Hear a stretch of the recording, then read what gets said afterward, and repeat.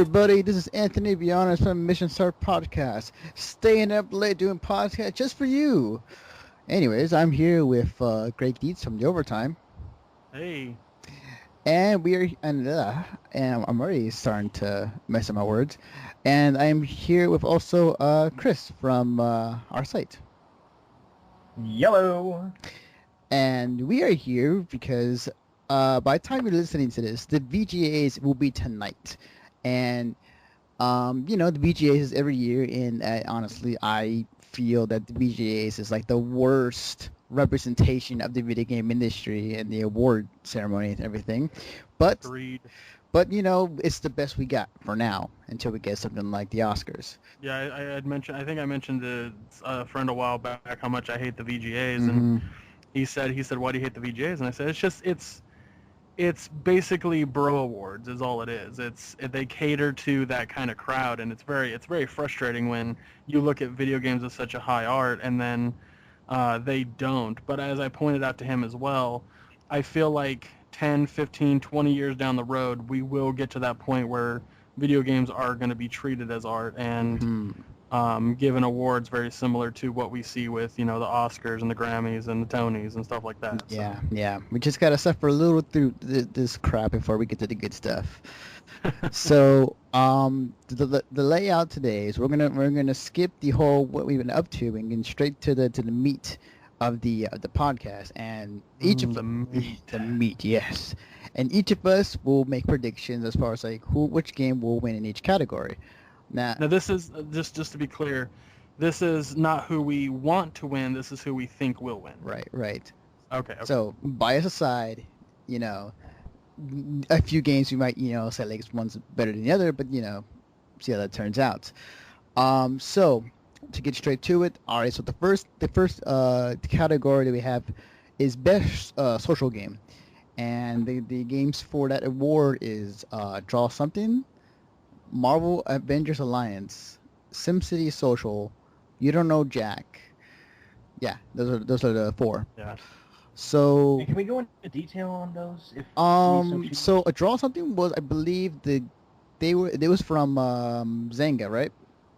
No, I don't think it's from Zynga, but it is very similar to that. It's I'm copying and pasting. It is also a Facebook game, so. Yeah, it's basically Pictionary, but it's like take turns. Oh, Pictionary. right. And I remember. Yeah. It was from what was it? Pop. What were the ones like? I want to say PopCap. Pop. Yeah. Or no. The site it was under Pop Games or it's OMG Pop. OMG Pop. Yeah. There we go. Yeah. The game's fun actually. I played that a few times. Yeah. It's not bad. It's just it got so repetitive so quickly I couldn't play it anymore. Right. But no, a lot of people love it. Well, I was gonna say if there's anything that was really good about Draw Something, it's the fact that you could actually be really creative with the game, and it didn't matter how bad your art actually was. In fact, I remember one of the first few times I went through and played it, I saw that Green Day was an option, so I went through and I tried drawing cover for American Idiot. Nice. And the thing is, it worked because the whole way it was set up, it was simple enough to, actually be worked with. And different color palettes were added based off of how much you played. Mm-hmm. Yeah, it's not a bad game at all. I thoroughly enjoyed it. I just I had to move on from it because it did become too repetitive. Yeah, so. It was good at its time. The next game that we're gonna on the list is Marvel Avengers Alliance. Now, I've not played this game on Facebook, but if any of you guys have, I have. It's very story oriented. Yeah, and you play as a S.H.I.E.L.D. agent who then acquires different of Marvel superheroes, and and different ones that are not in the movie. Like it's mostly a fan fiction kind of thing because there's a lot of superheroes that haven't even seen the light of day since the 80s that are in this thing. That's pretty cool. But yeah, it's pretty like Iron Fist. Right. Well, he's seen the light of day since the animated series, but Well, that recently with came out. Ultimate Marvel, but I mean, like when it came to like comics or movies. Right. Yeah. Right. Yeah. I thought that's what you were talking about. Yeah. Right. That's pretty. Yeah. When I say the light of day, I mean outside of comics, technically. Okay. But yeah, there's a ton of superheroes in it, and it's when you get like every day because it plays very much like Mafia Wars or Farmville, Okay. Gotcha. where every day you have a limited amount of what you can do, and when you get into a battle, it's a turn-based RPG. Oh, okay. That's cool. Not bad. I like that. I like that idea. Personally haven't played it, but that sounds like quite the interesting draw. Yeah, here's the list real quick. Here's the list of and I'm not gonna stop. I'm just gonna read all the way through all the playable characters. Okay. Beast, Black Cat, Black Panther, Black Widow, Cable, Captain America, Colossus, Cyclops, Daredevil, Deadpool, Doctor Strange, Emma Frost, Gambit, Ghost Rider, Hawkeye, Hercules, Hulk, Human Torch, Invisible Woman, Iron Fist, Iron Man, Kitty Pryde, Luke Cage, Magic, Mockingbird, Mr. Fantastic, Miss Marvel, Nightcrawler, Phoenix, Quicksilver, Rogue, Scarlet Witch, She-Hulk, Sif, Spider-Man, Spider-Woman, Storm, Thing, Thor, Valkyrie, War Machine, and Wolverine. I'm surprised that Silver Surfer wasn't one of them. Yeah. I almost said Silver Surfer when I was saying Quicksilver. Yeah. What was it? I was gonna say somebody was like on that list. I had that name for a minute, and then like I just lost it. That he was in it, surprisingly. Yeah, but yeah, it's impressive. Wow. Yeah. Cool. So it's pretty good. Awesome. So what's That's the a next game? pretty wide character roster, so... And there's more coming out. There's Damn. Black Knight, Captain Britain, Damien Hellstorm, Doctor Voodoo, Havoc, Moon Knight, Psylocke, Red Hulk, Tigra, Union Jack, Vision, and X-23 are coming out. Nice. Awesome. Sweetness. The next game that's on the list is SimCity Social. Now, I've not played, but if I were a betting man, and I'm not, I think this game will be high in the list because so many casual people play this game on Facebook. It's insane. Yeah. Mm-hmm. Have you guys played it or checked it out? No, I was never a SimCity player, so I never really played it. Mm-hmm. How about you? As for me, I checked it out of curiosity. It was fun for about, I'd say, a half hour. I can easily see how more casual gamers could definitely get into it because there's nothing that complicated about it. It's a fun, overall entertaining game that doesn't actually require the player to feel pressured into doing anything one way or another. Right. It's like the standard, game. It just fits. It's entertaining, and you won't be bored with it, Right. for one reason or another. Right. I hear you. Okay. Although personally, I just wasn't that drawn into it. Right. But that's just me. No, same here. I feel like when I was a kid and I'd play the old school SimCities, I'd load up one of the pre-made cities and then just dump Godzilla on it or Yeah. Aliens or some shit like that. Because none of those games where you build something and then just watch it prosper were never interesting to me. Yeah. Ever. Yeah, I agree. Like, it wasn't really something I was really into either. It was fun when you blew shit up or you put a hurricane in the middle of the city, but aside from that, it wasn't really my cup of tea. Yeah, and on that note, it's the games like those that made games like Animal Crossing popular, just because it's something casual and laid back that you can get to at any time, and there's always something to do. But at the same time, it's nothing it really comes up as quote unquote important in the long run. Right. That's cool. And then the last game it's a classic. It's still around. There's even a board game. Is You Don't Know Jack. Now, yeah, like I remember playing Jack back in the day. Like Jack was like You Don't Know Jack 3 or 2, whatever, and it was just like it was a quiz. It was like a quiz show type of deal. Yeah, and you can actually feel superior that way. They came out with one on the for the Xbox 360, and that was a lot of fun. The only downside I had with the 360 version was they only had they put everything into episodes, and they only had 60 episodes. So by the time you were done with all 60, the game was over. However, in that same vein of like what I was, talking about before we started recording, that's $1 a game if you buy the full game. So, and they did come out DLC later too, so there was that. That's cool. Yeah, it's always fun to play with friends, and it's been around for a long time. I honestly didn't even know it was a game on the a social game. I didn't know that. Yeah, nor did I, but I'm not surprised, in this day and age. So those are the those are the four games. Sorry. And Gregg, I want to start with you. Like, which one out of those do you think will win this category? I think that Draw Something will win simply because it has the most simplistic game type out of all four. I think that Trivia is not going to win out. And I think that Marvel is still, even though the Avengers made as much money as it did, I think that it's still kind of an inclusive title. So for people to just start playing one where they don't know half of the characters isn't going to happen. And then SimCity, like if it was The Sims, it would have gotten more followers. But because I think that those three don't really work in that fashion, I think that Draw Something is easily going to win this award. Okay, Kris?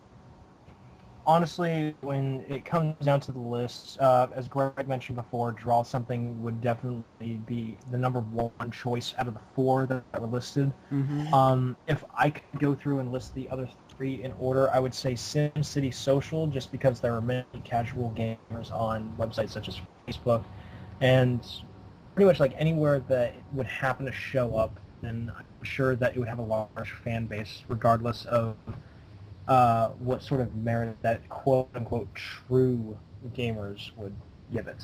It's still an entertaining game, but it fits right in that like sort of Goldilocks zone. Right. That's it's just right. It fits there, but it's nothing that's too big or too small. So when it comes down to it, I would say that it lands in second only on the merits that there's nothing that's inherently wrong with the game, but there's nothing that makes it that fantastic. Marvel's Avengers Alliance would stand in third because the Avengers movie would have definitely drawn a huge market to the whole Marvel section of entertainment, and when it comes down to it, I know that many people would be interested in playing any sort of game that would have, the Avengers in it, and having extras, they could sort of fabricate their own idea of the next Avengers movie. Right. And personally, since I have only heard of the game, you don't know Jack in passing, and have only come across that title a few times, I'm sure that I fit within a large group of people, and since there really weren't too many updates that were made to it, and it never really got that much publicity, while it's still a good game, it never really stood out that much by comparison to the others, so that stands at fourth. Okay, I see what you're reasoning. Now, correct me if I'm wrong, but all of these categories are they voted online, or are they No, it's funny that you mentioned that because I actually have a list ready. I meant to say something a second ago. But I have the list of voters, the people who are the advisory board. Yeah, the judges, yeah. Can you quickly go run that list? Yeah. Jeff Niley from Spiketv. Not surprised. Darren French from Entertainment Weekly. Andy McNamara from Game Informer. Ludwig Keatsman from Joystick. Tal Bevins from IGN. Shane Satterfield from Game Trailers. Jeremy Parvish from OneUp.com. Chris Kohler from Wired.com. Francesca Reyes from Official Xbox Magazine. Justin Calvert from GameStop. Dale North from Destructoid. Mike Snyder from USA Today. Jeff Gerstmann from Giant Bomb. Jerry Holkins from Penny Arcade. Mike Karlik, I don't know if I pronounced it correctly, from Penny Arcade. Ben Silverman from Yahoo Games. Chris Slate from Nintendo Power. Sad face. Sophia Oh. Sophia Tong from Games Radar, Logan Decker from PC Gamer Magazine, Lou Keston from AP, Chris Grant from Polygon.com, Brian Crescent, I'm gonna pronounce it that way, from Polygon.com, Russ Frustick from Polygon.com, Stephen Totillo from Kotaku, Wow. and Tina Meany from Kotaku. Wow. So basically, they just conjured up every. This is like the Avengers of the gaming news media. Right. Okay. Wow. So that's impressive. So- I was kind of surprised the Pin Arcade guys are Just no, it was really cool. I find it funny that I've never heard of that website at the end that I read. I don't remember, it was like the 3 from the one website. now. I've never heard of that website yet. There's 3 of them there. I know, right? Those. Chris, Oh, go ahead. sorry, I was gonna say, Chris, which one did you say you think is gonna win? Oh, from the list of the 4? For the first game selection, Draw Something would have to stand out as the Okay. number 1 from what I think. All right. So going by that, and as far as like this is a widely knowledgeable base of judges judging each category, I'm gonna go with the SimCity Social, and I think the reason why is because it's not only because it draws the kind of casual aspect, but I think that it's a game where it's set specifically for Facebook, and it draws that attention pretty well. Since a lot of people are on Facebook a lot of time, they need something to play. Honestly, I would love to have the Marvel Avengers Alliance game win, but I know that not many people on Facebook will go to that and rather go to SimCity, since it's a brand name they know, and it's also something they probably play. So my vote is for that. All right. On to the next category. And just so you guys know, there are a bunch of categories, so we should probably do these a little quicker. Yeah, you don't keep me up till 3 in the morning, please. I don't want to We'll be. only keep you up till 5. God damn you! Anyway. Oh, damn it, cash monster. So the category is, the next one is best downloadable game, and here are the games that are up for that award. VGA'S, Journey, Sound Shapes, and The Walking Dead, the game. Chris, I'm gonna let you go first. Which one? Or actually, first, let me say real quickly. So Fez is the game that I forgot the guy who did it, but It was that one dude. He was in the documentary yeah, Indie Game the movie. yes, he was, and Got it. basically like it is like is a platform, but it uses the kind of 2D, 3D kind of retrospect where everything looks 2D, but if you rotate the world, everything is like 3D. It's like whoa, Kind of like what they did with the last Paper Mario game. pretty much. Yeah. One of them, at least. Yeah, it's a good game, and I played some of it. It's pretty fun. Yeah, it's like a puzzle platformer is what I'd call it. Pretty much. Chris, have you played any of it, or I have gone through and I've looked through some of them, and I hate to pander towards an audience, but I think that the Walking Dead game would definitely stand out the most from the 4 that you listed, only because with the Walking Dead series that's been going on for these, well, it's gone on for a little over a year now, hasn't it? it's been going on for a while. The comic's 8 years old. Yeah, no, I'm talking about the series, which has the TV jumpstarted- This is the 3rd season of the series. Yeah. So Yeah, because I know that the comic's been around for quite some time, and you said it was 8 years. I thought it was reaching a decade by now, but yeah. I think I'm too far off. I've been reading it since day 1, and it's only about it's close to a decade, but last I checked it was 8 years. I'm gonna double check that right now. Okay. Okay. Yeah. But yeah, like I said, I think that the Walking Dead game, even though it might have not gotten the highest of rankings, I've gathered that it was a really fun game, really fun to work with on multiplayer, and I don't know, it felt like you could actually go along with the game rather than just go through it, you know? Yeah, It's definitely. kind of hard to explain it. Like, I you can actually agree. get yourself Yeah. lost in ride. Sorry if I'm sort of, steamrolling. Oh no, it's cool. Like, I agree with you. The Walking Dead. 9 years old. Oh wow. Okay. Ooh, Nine and so, a half yeah. to be specific. Wow, that is a long ass Okay, series. so I was pretty spot on, I guess. And I was 20 when I started reading that. You got to be kidding me. Damn. Wow. Drinking beer, reading comics. Best way to go about your day. Well, I just turned 21, so... All right. Oh yeah, happy birthday. Oh yeah, happy birthday. Yo, this is live. Hooray!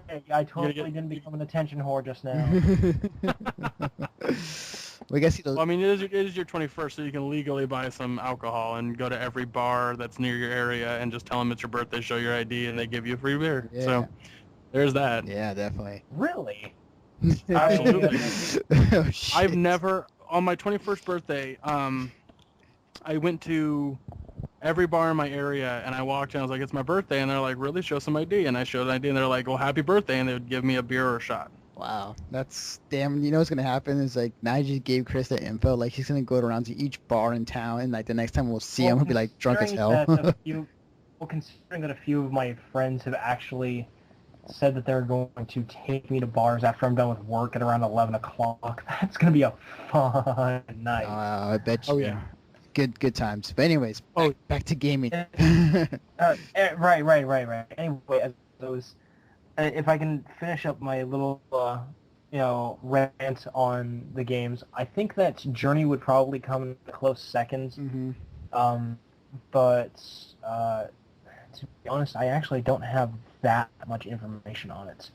I've heard some miscellaneous words about Fez and Sound Shapes, and they both sounded like great games, but in the long run, Walking Dead stands out as number one because it has an established franchise, and there are people of the fan base, both from the comic and from the TV series. Right. I And hear ya. and that's probably the biggest driving force that I can see from this selection of four. Okay. Honestly, because here's the thing, and I'm pretty sure people are kind of figuring out real quickly. Walking Dead is an RPG, and it's done by Telltale Games. I feel that they did a really good job representing what The Walking Dead is in the comics into the game. And they did a really great job, not only artistically, but also kind of story-wise too, making you choose hard decisions. In my opinion, out of these four, I mean, I think Journey's going to take this one. Because, like, Journey has been, what my friends have been telling me about when they played is that it is an experience that you can't really recreate by another medium. I mean, you could try, but this is something that you don't quite get the same experience over and over again. And Journey, real quickly, is a platformer. You are like an armless guy who is like going through the desert, and you're going through figuring out puzzles or whatnot. And the thing is though, like, you can't talk. You can create sound, and you can create music with your voice. And the other person on the other side is a co-op game online. You don't know who the person is, or nor does he know who you are, so he can choose to help you or not. And the way you guys communicate is kind of how you figure out from there. So what I've heard is like it's a really great game, and it's a really interesting experience to have. So my So in other words, you're like an intro linguist to understanding Link. Yeah, pretty much. It's really cool. I like it. I mean, I really like the idea. So, but yeah, my vote is for Journey. I didn't get to give my vote. Greg, what's your vote? It's honestly the same as Kris with The Walking Dead. I think that the fact that Journey is, and spoiler alert, further on this list in other and better, more important categories, I think that the voters are going to look more in Walking Dead's direction. So that's going to win. I think that Journey deserves it, but I think Walking Dead's going to win. Okay. All right. Yeah, I can go along with you on that. So, like I said, the main reason why I think Walking Dead's going to win is just because of the established franchise that it has. Right. And it's pretty much got a decade's leg up on everyone, so it's easy to squash the competition there. Mm-hmm.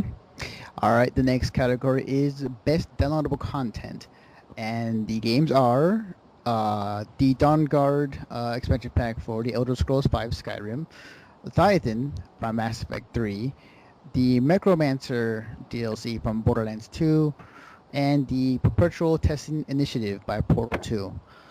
Now, I kind of question this category because like a few of these are actually expand upon the story, and the few of these are just kind of like an add-on. Like for example, the Necromancer is it's a class, and the Perpetual Testing Initiative is just the creation tool in Portal 2.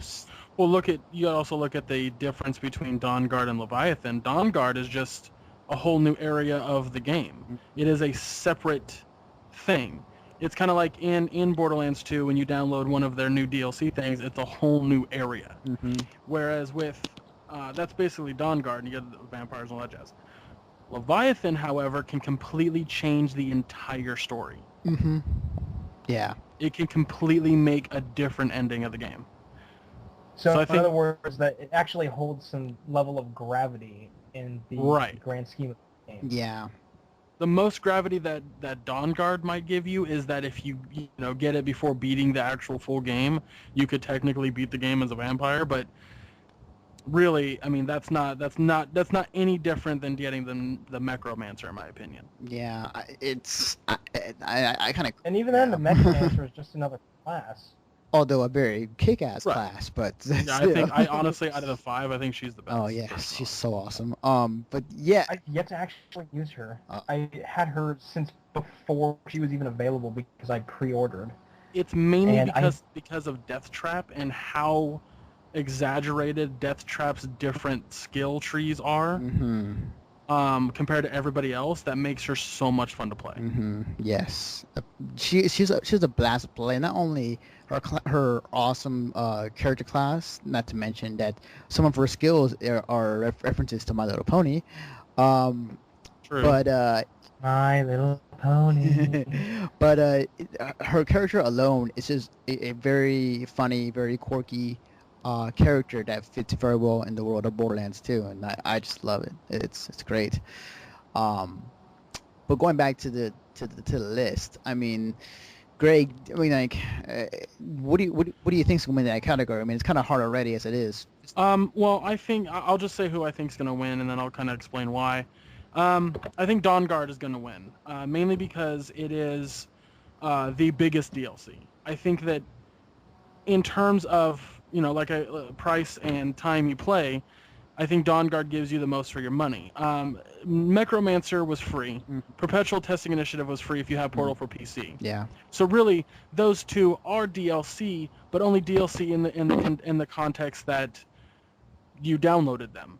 Leviathan and Dawn Guard are the true DLCs in my opinion, in the sense that they give you longer playtime.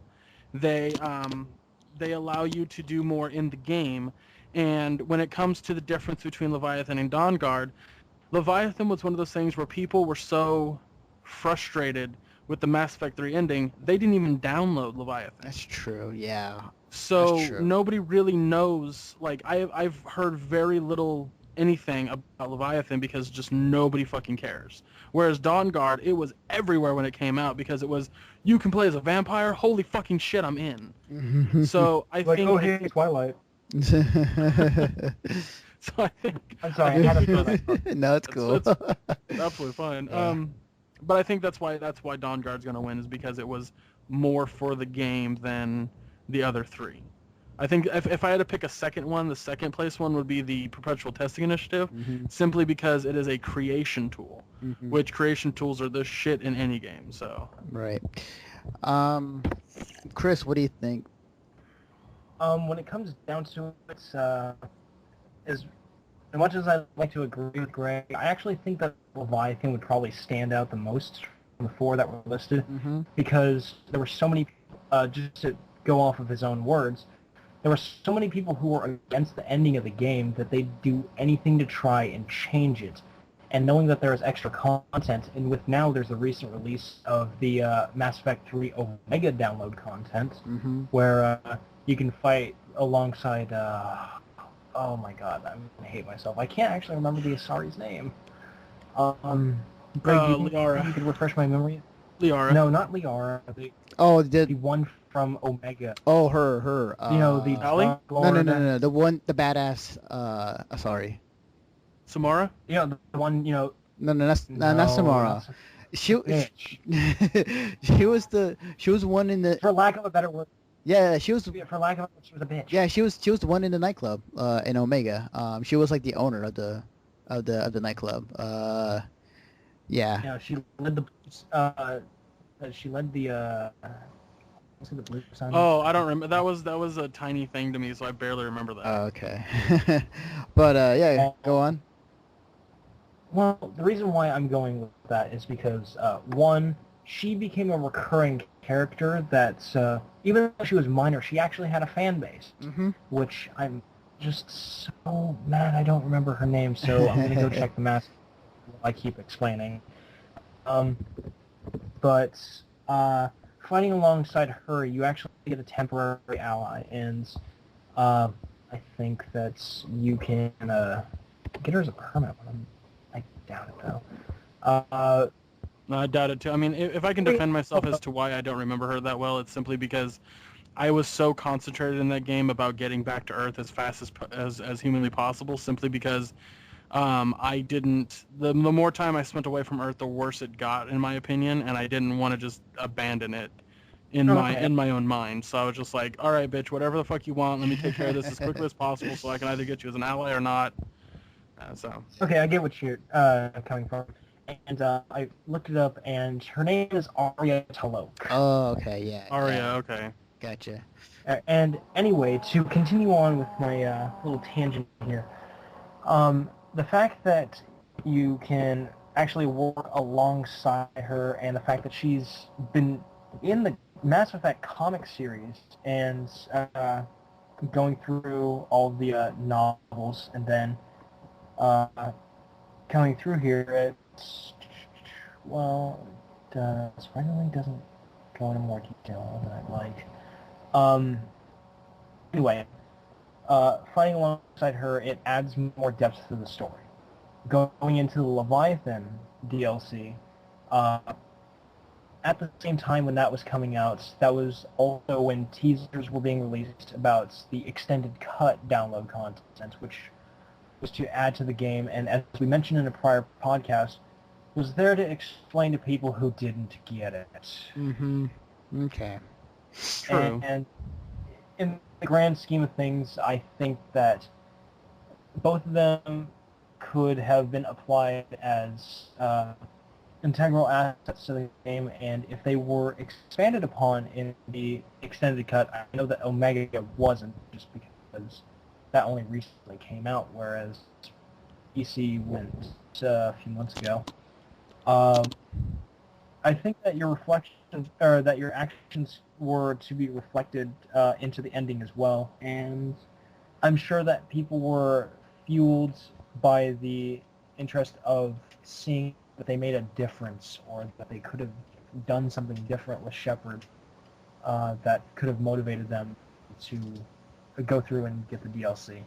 Right, I hear you. I understand fully what you're coming from. Real quick.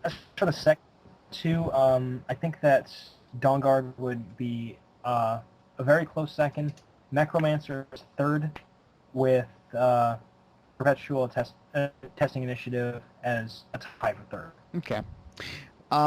Real quickly, I'm gonna say Dawnguard because I agree with Greg that it gives the most content out of all these, and it gives the player a bit more time. While the others are great, a few of them don't last as long as Dawnguard has, and how much it offers in the DLC, as well as the land to go explore and to become a vampire or not. That's for the players to decide. But my money's gonna be on Dawnguard. All right, so the next category we're going to is Best Adapted Video Game, and here are the games that they listed. They got Epic Mickey 2, Lego Batman 2, DC Heroes, The Walking Dead the game, and Transformers Fall of Cybertron. Uh, I'm gonna go first on this one. Out of these games, it comes to two that comes to mind is The Walking Dead and Transformers. Um, Now, if I were to go out of those two, and my what my gut is telling me is probably gonna be The Walking Dead, because that game is great and is a great adaptation of the comic books. I would say even more so than the actual TV series is going on right now. Um, Greg, what do you think? I agree that I think The Walking Dead's gonna win this one as well as the previous one that it was in. Hmm. Simply because Epic Mickey really, I wouldn't. It's an adapted just because it has Disney stuff in it. Yeah. But it's a sequel to another great adapted game. So I don't think it's gonna win. Lego Batman 2 is a great adapted game, but it's a sequel, so I don't think it's gonna go anywhere. Hmm. And then Transformers Fall of Cybertron, the first one was better. Hmm. And I think that out of all three games, if you just sit each game individually on one another and say which one of these four is better, Walking Dead wins. Okay. Okay, that's cool. Chris? Did you also say Walking Dead, by the way? Yeah, I did. I said also Walking Dead. Okay.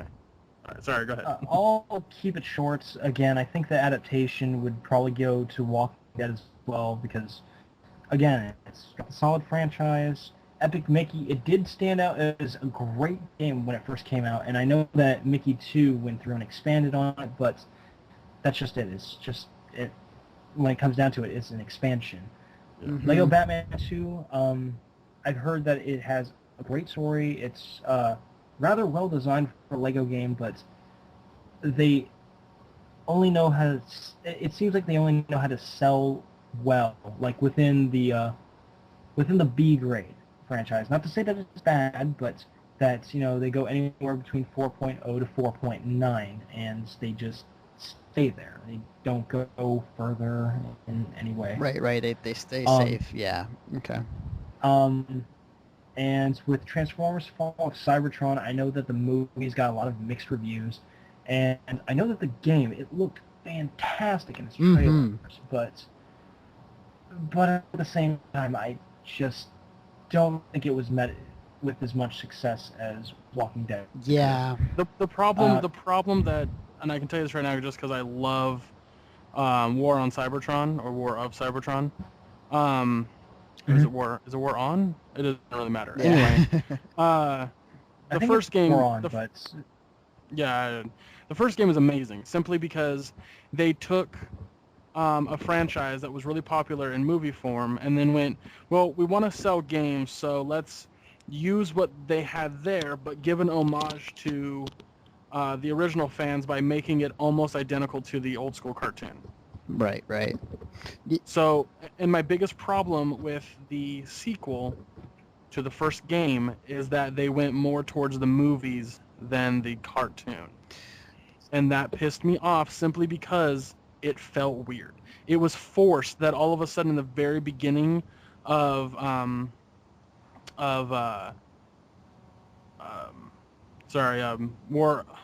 Fall of Cybertron, Jesus Christ, Bumblebee loses his voice box. That doesn't happen in the cartoon show. So right there, it showed to me, okay, now we're definitely leaning more towards the movies than we are the original cartoon show. Right. And that only bothered me simply because, not because it was like, oh, I don't like the movies. It simply bothered me because in the original game, and they never did that. Yeah. They didn't try to do that. So it was too much of a deviation from what was already established, correct? Right. I think the best thing about the new game is that you can play as the Dinobots. And they kind of explain how the Dinobots come into existence. And the Dinobots look like the fucking Dinobots. Oh my. From the old school cartoon, which was easily the best part of the game. Oh, that's awesome. So the game isn't bad. The game is fun. I gave it high ratings when I reviewed it. It's just not as good as the first. Okay, gotcha. Okay, and I'll give you that. But the thing is that when the Transformers game came out, it went through and it established itself as something fantastic. And I know that you've already given it good ratings, but overall, didn't it only get higher than average ratings. Like it sort of teetered around like an 85% or something like that. Yeah, that simply could be because it's super repetitive. Mm-hmm. But Yeah. then again, That any is, shooter technically fan is. base could be varied based off, people liking the comics to the cartoons to the movies. Yeah. And all those ideas clashing. Yeah. Right. It's a mixture of all things. You can't please everybody, but I No, think that when they went through and worked on it, they did a good job at trying to encapsulate everything that is Transformers. Agreed. And just like that, the notification pop up on Skype about Chris's birthday. Oh, that's too funny. You're a half hour late. Yeah, really. So the next category we're gonna go into is best performance from a human male. So the candidates are Damian Clark as Handsome Jack from Borderlands 2, Dave Fenoy is how you pronounce it. Fenoy as Lee Everett from The Walking Dead, James McCaffrey as Max Payne from Max Payne 3, and voiceover from any other game you might have heard of or seen, Nolan North as Captain Martin Walker from Spec Ops: The Line. Gregg, go first because this is just too funny to me. Well, I played every game but The Walking Dead on that list. Mm-hmm. So I think that because The Walking Dead is already going to win 2 awards, I don't think that they're going to just give it automatically to him again. Even though, as far as I can tell, as far as the footage I've seen, he is a great voice actor. Yeah. I think that the most entertaining character in this is easily Handsome Jack. Oh, yeah. Giving an award to a guy who has maybe 4 lines total in a game is ridiculous, and I'm talking about Max Payne. Yeah. I played through that entire game, and he barely talks. It's mostly... What about the cutscenes, though? He barely talks. Really? Oh, wow. Yeah. Okay. Like, he has quite a bit of dialogue in the game, but it's not enough for somebody to win an award for it, in my opinion. Okay, gotcha. Plus, And number 5 on the because... list is Link. What's that? Oh, I said, and number 5 on the list is Link. I think that Nolan North has done better work Oh, yeah. than Spec Ops: The Line. Spec Ops: The Line is just, in my opinion, it's not a great I game. think that the story to Spec Ops: The Line would make a great movie. Mm-hmm. Video game, not so much. Yeah. It's not a terrible game. It's just not a good game. Mm-hmm. So in my opinion, I think that the best character and the best voice work for that character comes from Handsome Jack for Borderlands 2, Damian Clark. Mm-hmm. Agreed. I'll go next on this one. I agree with what you say, Greg. My gut is telling me that this is going to be yet another win for Walking Dead just because the voice acting in that was so good. But you know what? I'm going to agree with you on this one because Damian Clark as Handsome Jack, the dialogue in the Borderlands 2 while you're playing the game, hearing Handsome Jack over the speakers talking the most random stuff, and also the most funniest dialogue you would hear in any other game, which is great, and I loved it every second of it. So I'm going to go with Handsome Jack on this one. Cool. All right, what about you, Chris? Okay, I only have one thing to really say, and it's that Damian Clark as Handsome Jack is going to end up winning this category hands down, and not for the reasons that you mentioned.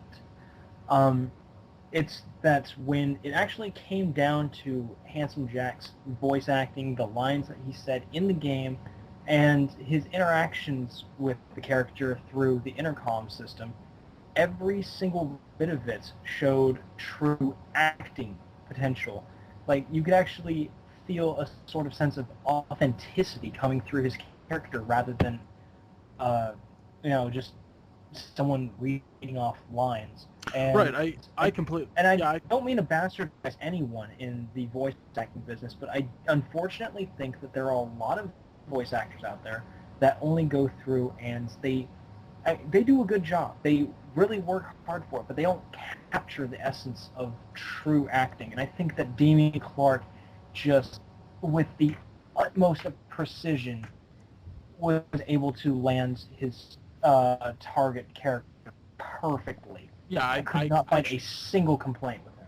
Yeah, I completely agree. I mean, even in the moments that are very dark, he still encapsulates crazy.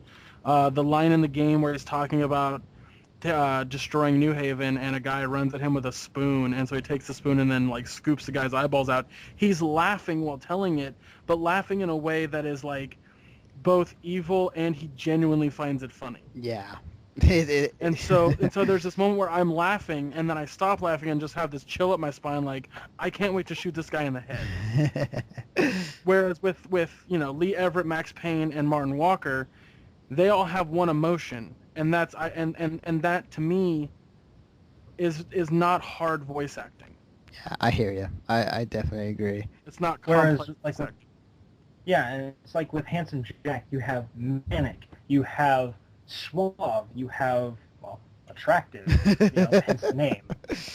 You also have him exuding ego, narcissism, going through, and I think it's towards the end game that he actually starts to kind of unravel a little bit, and you can like tell genuine fear and anger from him. Yep. And when it comes down to it, he establishes a full spectrum of emotion, and it just there's I moments was floored by it. He was phenomenal. Yeah, there's moments in the game where the voice actors who are playing the original characters from Borderlands 1 are yelling at you while he's yelling at you, and you can definitely tell that he gave a shit about this role, that he wanted to put his all into it, where they're just kind of like, yeah. they are trying. They're not. I'm not saying they're not trying. I mean, they did a decent enough job to where I didn't feel like they were just reading lines, but there's a moment where the Siren character Lilith is supposed to be yelling at you about the main bad guy, and she just repeats the same line over and over and over. And to me, when Handsome Jack is not, or when every time he says something, it is not the same thing. Or maybe it is the same thing, but it feels so organic that it doesn't sound the same. Right. There's a definite, like, this guy is good at his shit. Like, Oh yeah, definitely. Bring him Like back. there's for slightly Thursday. subtle different inflections in each line that he says that actually gets you to think about what he's saying a little bit at one point or another.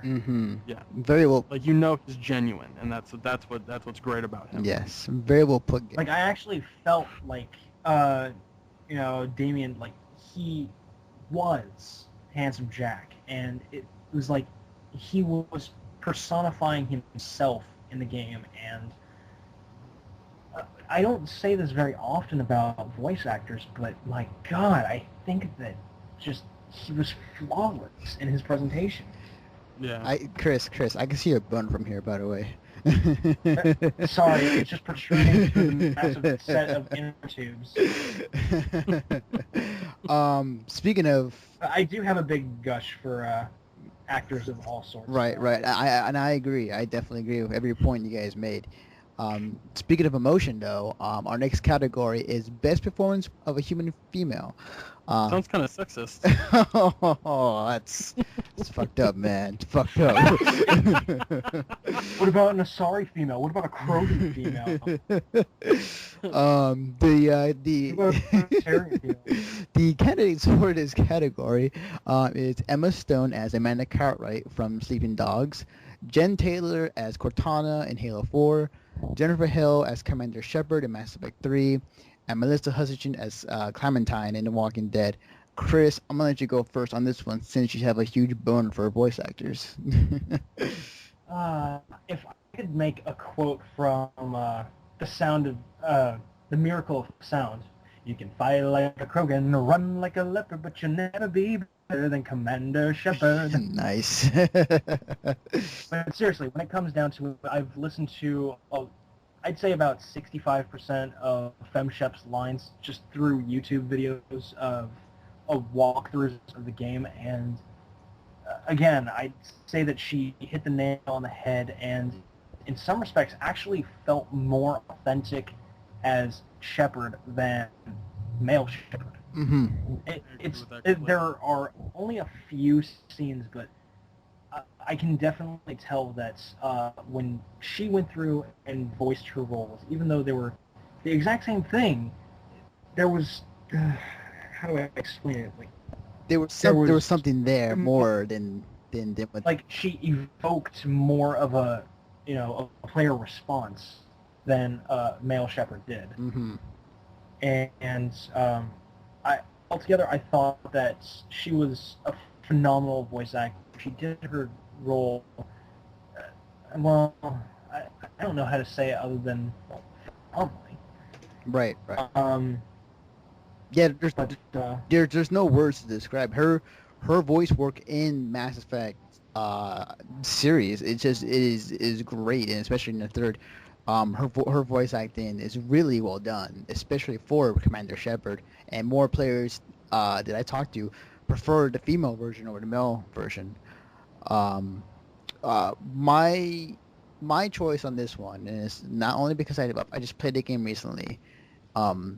I have to go with Jen Taylor, Cortana in Halo 4, and it's the reason why I would give this award to her is because in this game that she's been, because in previous games that she was in, like she didn't really evoke that much emotion or kind of, showed that a different side to Cortana than we were used to, other than in AI and Master Chief's helmet telling you where to go. In Halo 4, like she evoked so much emotion as far as like her relationship with Master Chief and how she's going through this terrible just kind of rapidity that going crazy at a certain moment, or like just kind of going through some shit that the Master Chief is trying to solve and help out. And it definitely helped that the graphics were great and just kind of showing that emotion on the face was just it fit just perfectly with what they did in the game. So I'm gonna go with Jen Taylor for this category. Greg? I'm also going with Jen Taylor. Main reason behind that is, as I agree that Jennifer Hale did a phenomenal job as Commander Shepard. Mm-hmm. This is her third time playing her. And with a third time, you kind of really... Well, that's like not you're fair. expected It's to not fair. up the ante. No, but here's the thing. Like you can say the same about Jen Taylor. Like she's been playing Cortana for like how many years? Well, hear me out. So she's okay. So both actresses have nailed their character. Mm-hmm. They know who their character is. They know where their character comes from. They know their character. The difference between the two for me is that Jen Taylor has always kind of been Cortana's, or has always been Master Chief's girlfriend. Mm-hmm. She never was really emotional, other than like happy or slightly fearful of what the Chief was going through. Right. She'd always been kind of safe. Halo 4 comes around and it totally changed the dynamic of her character. It made her more human. Something other than Bella Swan from Twilight.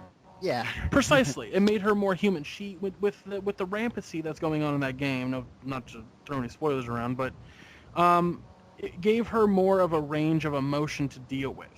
There's a moment in Halo 4, which I don't know if you guys have gotten there yet. I know Anthony has because we talked about it. Where she literally has a range of like 4 emotions in one scene because of the rampancy.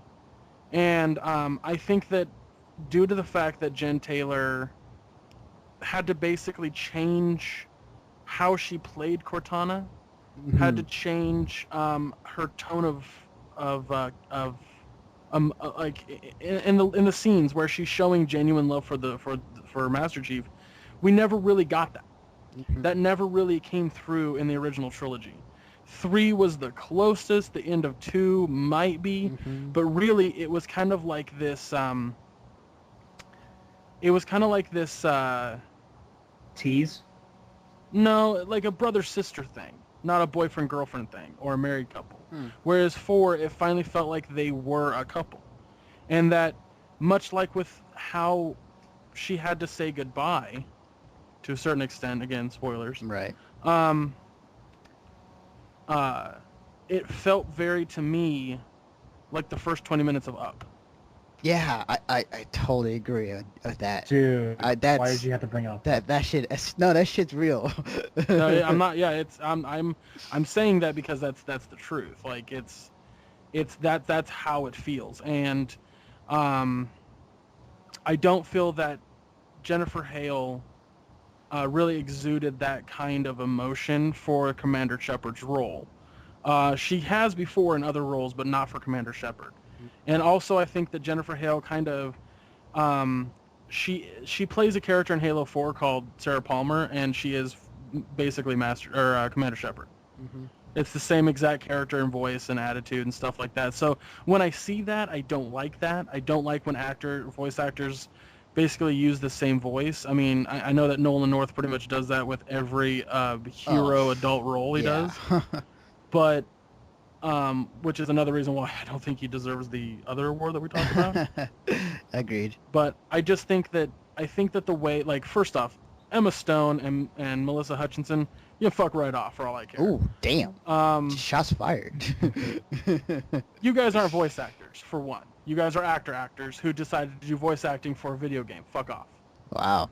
Okay. I like you guys. I'm not saying that they aren't good actresses. Right. I'm saying that I don't like when actors or actresses who are on camera also do voice work and then get an award for voice work when there's so many great, amazing voice actors. I honestly will be immensely happy if Jen Taylor or Jennifer Hale win this award. I think they both deserve it. Mm-hmm. I just think that Jen Taylor deserves it slightly more than Jennifer Hale. Right. Wow. And on that same note that you had mentioned before, there's a very, very small selection of people that I would say that if you're an established actor, you could get away with voice acting. Agreed. And Agreed. of them, I can actually only think of one person off the top of my head. Oh, that would be Hugh Jackman. Oh, well. Well. There are some, like... It's only because he actually enjoys acting in all forms. That's Right. one of the main. I hear. I think my biggest problem with face actors doing voice work is they're almost the linchpin to sell the movie. So people go, "Oh, I want to see this movie because this actor's in it," and then you watch it and you're like, "Okay, he's either doing an accent that I've heard him do in another movie, or he's just doing himself." Right. I hear you. And so it bothers me. It just has always bothered me. Mm-hmm. So. Moving right along to the next category, best handheld or mobile game, and the candidates for this award is Gravity Rush for PS Vita, Little Big Planet for PS Vita, New Super Mario Bros. 2 for 3DS, and Sound Shapes for the PS Vita. I'm gonna go first real quick. I think this award is hands down gonna go to Super Mario Bros. 2. I think that the game. Well, I've not played the game, and I've seen enough of it, and I've known what the audience is gonna say is that the past Super Mario games that have been on the 3DS, on the DS, have been really good, and no disrespect to the other games, Sound Shapes, Little Bit Planet, Gravity Rush, but I think that Super Mario Bros. 2 is a game that I think people would cling on to, not only just for nostalgia, but also it's just a great game overall. Greg?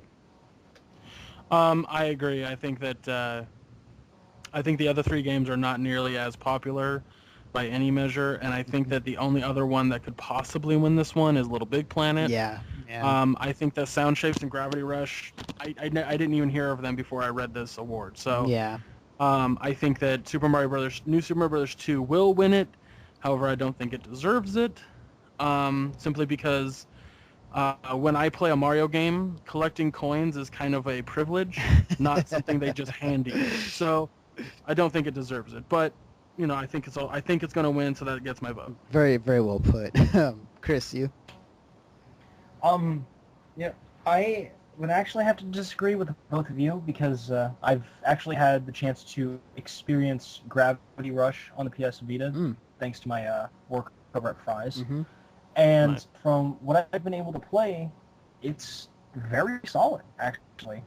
It's one of the few games that actually makes the PS Vita a sellable console. And as much as people might have admonished the whole, Sony/PlayStation industry because of their handheld games and devices at that, I think that Gravity Rush was probably one of the saving graces that they had. It introduced and fully utilized the gyroscopic functions of the Vita.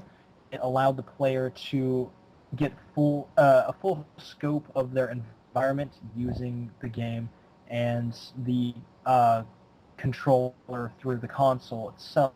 And it actually had a solid plot that was a great game of, well, in this case, instead of cat and mouse, it'd be cat and bird. But either way, I thought that it was a very well-made game. With the Super Mario Brothers 3DS game, this might sound a little stupid, I guess you could say, but from what I've seen through the commercials and from what I've played, if I could express that through a meme, it would be, yo dog, heard you like coins, so we put gold in your gold so you can get gold while you gold. I agree. Right. Seriously, like, oh hey, I got a golden flower. Now everything's gold. I shoot golden fireballs. I turn gold. Oh, and by the way, coins are just raining out of the sky.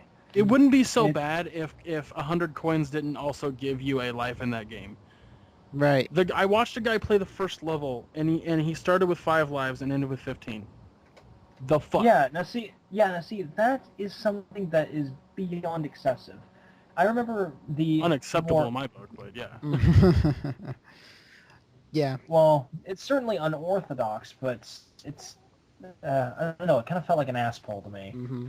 The game itself, it was fun as much as any other Mario game is, but when it comes down to it, I don't think that Nintendo did a good job with it. I know that they were trying to go in, the right direction, and I totally think that, that they made a fun game. There's no denying that, but at the same time, I think that it doesn't deserve the level of high praise that it's gotten over the years, or not over the years, but over the time that it has been out on the market, and it comes in second, but not by much. We need, honestly, they keep pumping out these games for Mario that are very nostalgic, and they don't give a fuck about originality. The last original game we got was the last original Mario game we got was Galaxy 2. Yeah. Well, and and that wasn't even technically original because there was a first one. Yeah. And even in fucking Galaxy 2, they put the overworld in there. Mm-hmm. So it's like, oh, people want, like, I liked the overworld, but for Christ's sake, come on, like, it's just getting to the point where, like, I don't think they give a fuck about... Nintendo's getting to the point with Mario where they're like, yeah, we don't care about originality, we don't care about different, we just want money. And it's kind of like, yeah, take my fucking money because I like Mario that much. He's like the Mickey of fucking video games, so yeah, take my money. That's why I sounded so down when I said that, the Mario game will come in second, but not by much. When it comes down to it, Gravity Rush was clearly something new. It was innovative. They tried to work with, something that was, just not in the market, and they made a fun game out of it. So I think that it goes to them, whereas with Nintendo, they're working off of a franchise that they know is going to sell regardless of how bad the game might actually be. Right. And even then, the ratings are going to vary from person to person and from website to website based on who has the money here. But in the grand scheme of things, I really wish that the gap between Mario and Gravity Rush was wider, only because I think that Gravity Rush really worked for it, whereas, Nintendo decided to go with a safe route and they picked something that they knew would sell. Right. Yeah. And not to say, like, these games are bad. All these games in these categories are actually really good. You just have to choose one. We're going to take a short break because we still got a long list ahead of us. But when we come back, we'll continue our predictions for our picks for the VGAs. and a little something afterwards. So sit back, and we'll be right back. Hello, everyone. This is Anthony Bionis from the Mission Start Podcast. And if you enjoy listening to this podcast, as well as our other ones on our website, you can now hear us on Stitcher. You can now hear our show as well on the go with Stitcher Smart Radio, on-demand news, talk, and more on your mobile phone. The latest episodes always available for you, no syncing needed, and no money or storage wasted. Available on your iPhone, iPad, Android phones, and beyond. Downloading is easy. Go to Stitcher.com or check out your app store. Stitcher, Smart Radio, the smarter way to listen to radio. And we're back. So now we're going back to the predictions for the VGA'S. And the next one is a category which I think I have a good knowledge on. Best fighting game. And the candidates are Dead or Alive 5, Persona 4 Arena, Street Fighter X Tekken, and Tekken Tag 2 Tournament 2. But before I say my piece, I'm going to let you guys go first. Greg, which one do you think is best fighting game? For me, it's going to be between Persona 4 Arena and Street Fighter Cross Tekken, because they're both great fighting games, but I think that because they have that 2D side to them, the 2D feel, I'm going to give it to Street Fighter Cross Tekken just because of the highly recognizable characters. Wow. Plus, it's a really good game. It plays like fucking amazing. Not that any of these games don't. I just think that because it plays so well, it stands out more than the others, right? Exactly. Okay. Kris? My vote's going to go along with Gregg's to Street Fighter Cross Tekken, just because I know that the franchise face-off, so to speak, it's been something that's been anticipated and sought after for years. You know, seeing Hadouken going across Double Gene's, Evil Beam. Just like seeing all these different things just come past in a fighting game. I know that the crossover has been something that's, well, at the latest, like where people are saying, oh, hey, this might be a good idea.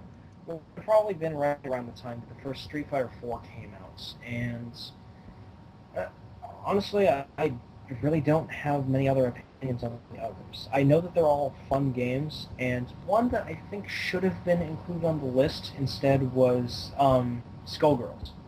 Yeah. Which was was another 2D fighter. Yeah.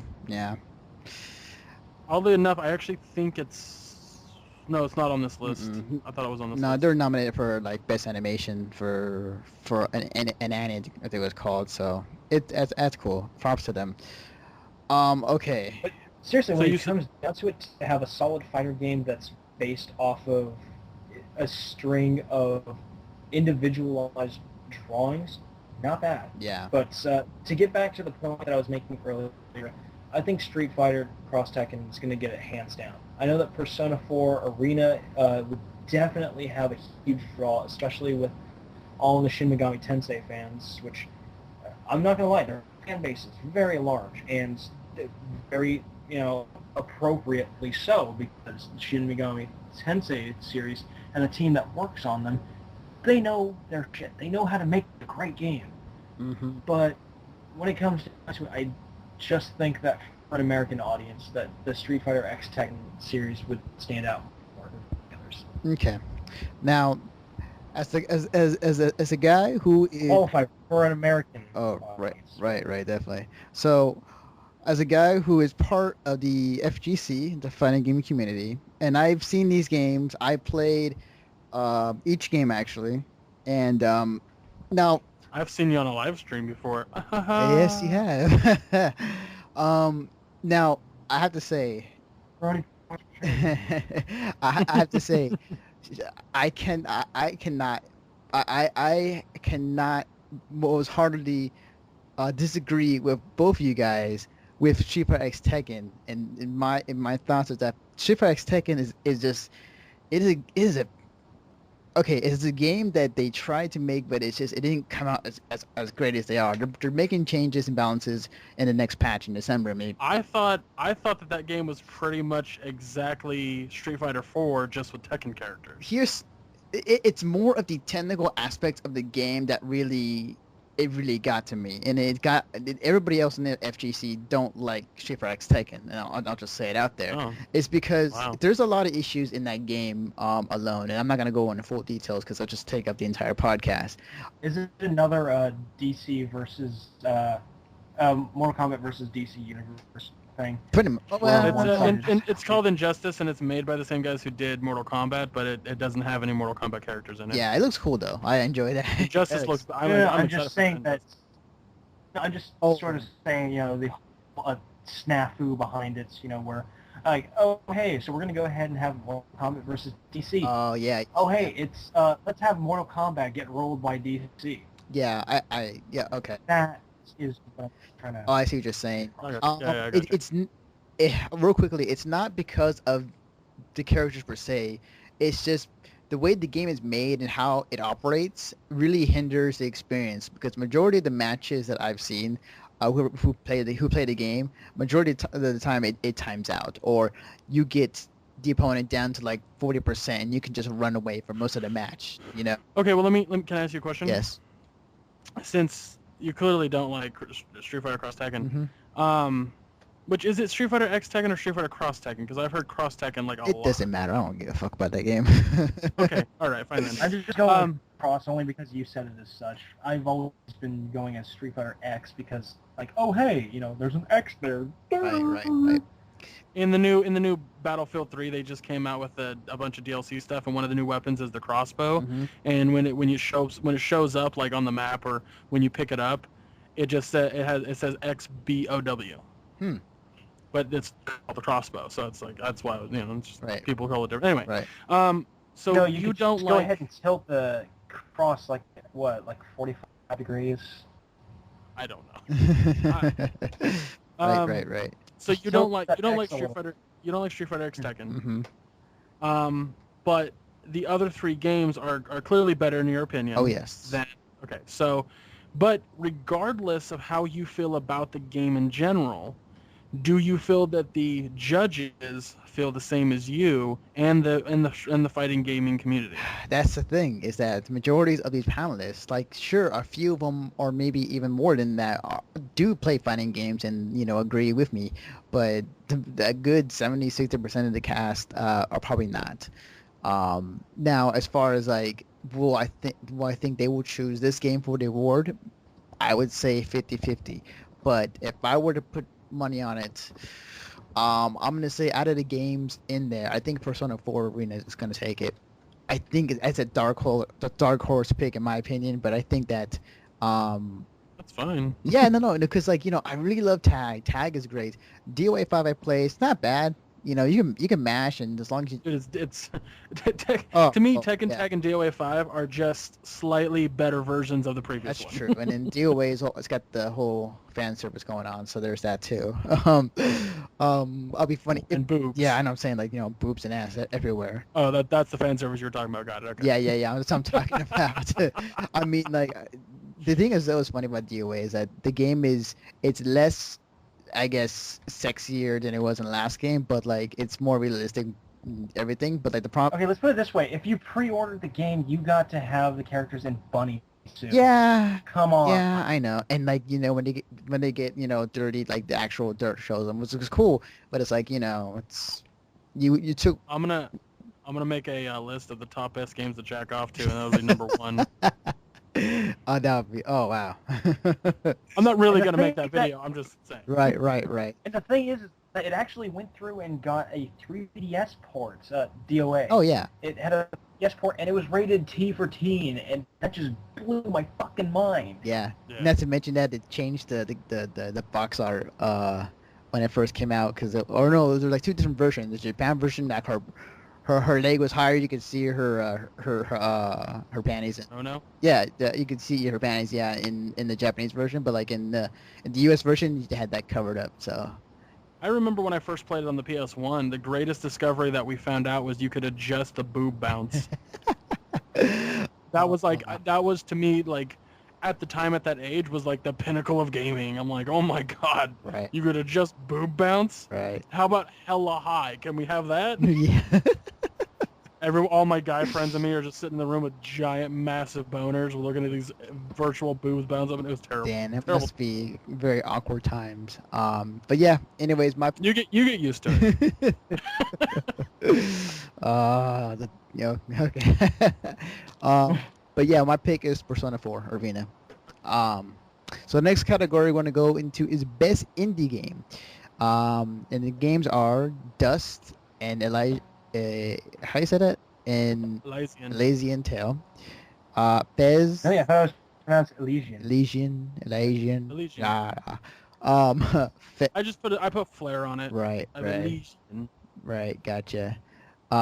Fez, Journey, and Mark of the Ninja.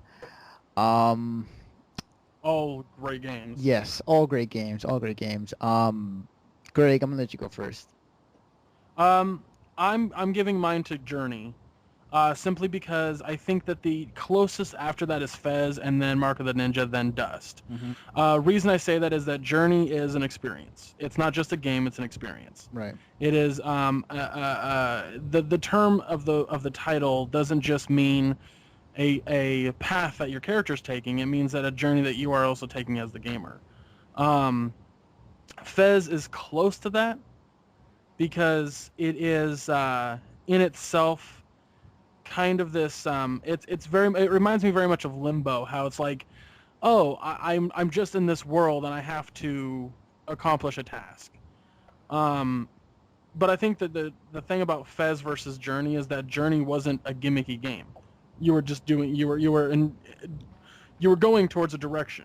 Whereas Fez, you were also going towards a direction, but the gimmick was that the 2D world was also 3D. And so I think that kind of took away a little bit.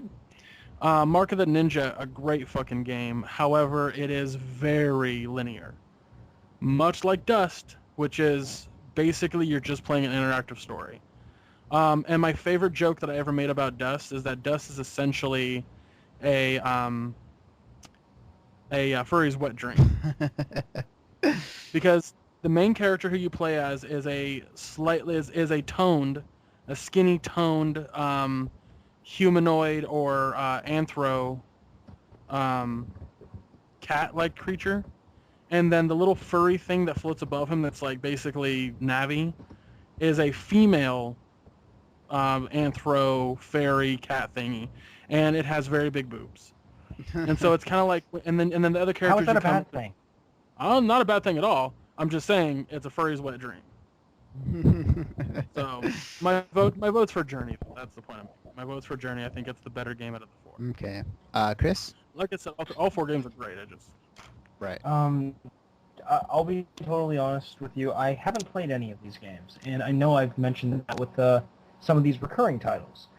But from what I've seen through Steam and through the other trailers before we started this podcast, I think my vote's going to go towards Mark of the Ninja, just because like the approach that they have towards a ninja game, it just, how do I put it? Like, it kind of felt like that adrenaline rush that you get when you're playing a Metal Gear game. You know, that stealth, espionage, and infiltration that you have to work with. And the fact that you can stealthily assassinate everyone as you're going through the game and to like try and avoid conflict the entire time. I have to say that it looked great, and the fact that it was an indie game was an excellent plus to me. But yeah, my money's going on that. Okay. I have to say that out of the games, I have to agree with Greg on this one. As much as Mark and Ninja is great because like the same guys who created Shank, and I love the whole Shank series. I just feel like Journey is a game I think that I like. Again, like it's an experience that you don't have very often, and it's I'm sad that there isn't a port on PC or Xbox 360. I would love to play. But it is definitely a great game and a good experience that I think that if you have a PS3, you should definitely try it out. Okay, so the next category we're going to go into,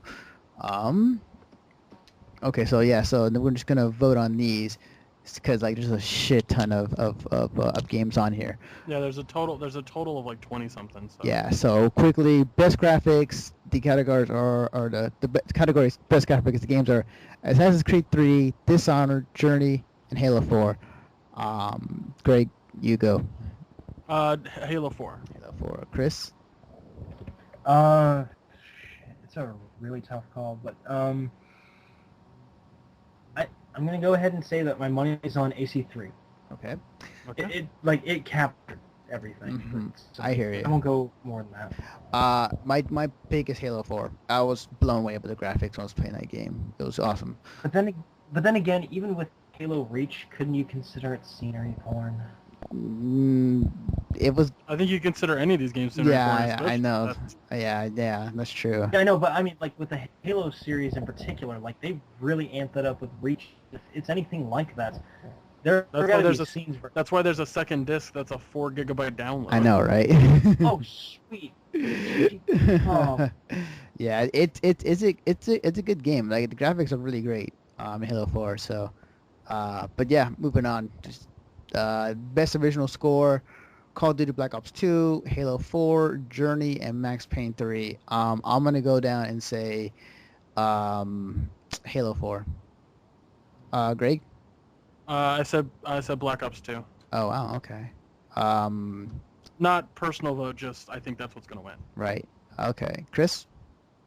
My vote's going to Halo 4, and it's for a few reasons. The first being that I actually went through and rung up and sold the original Halo trilogy soundtracks over at my work.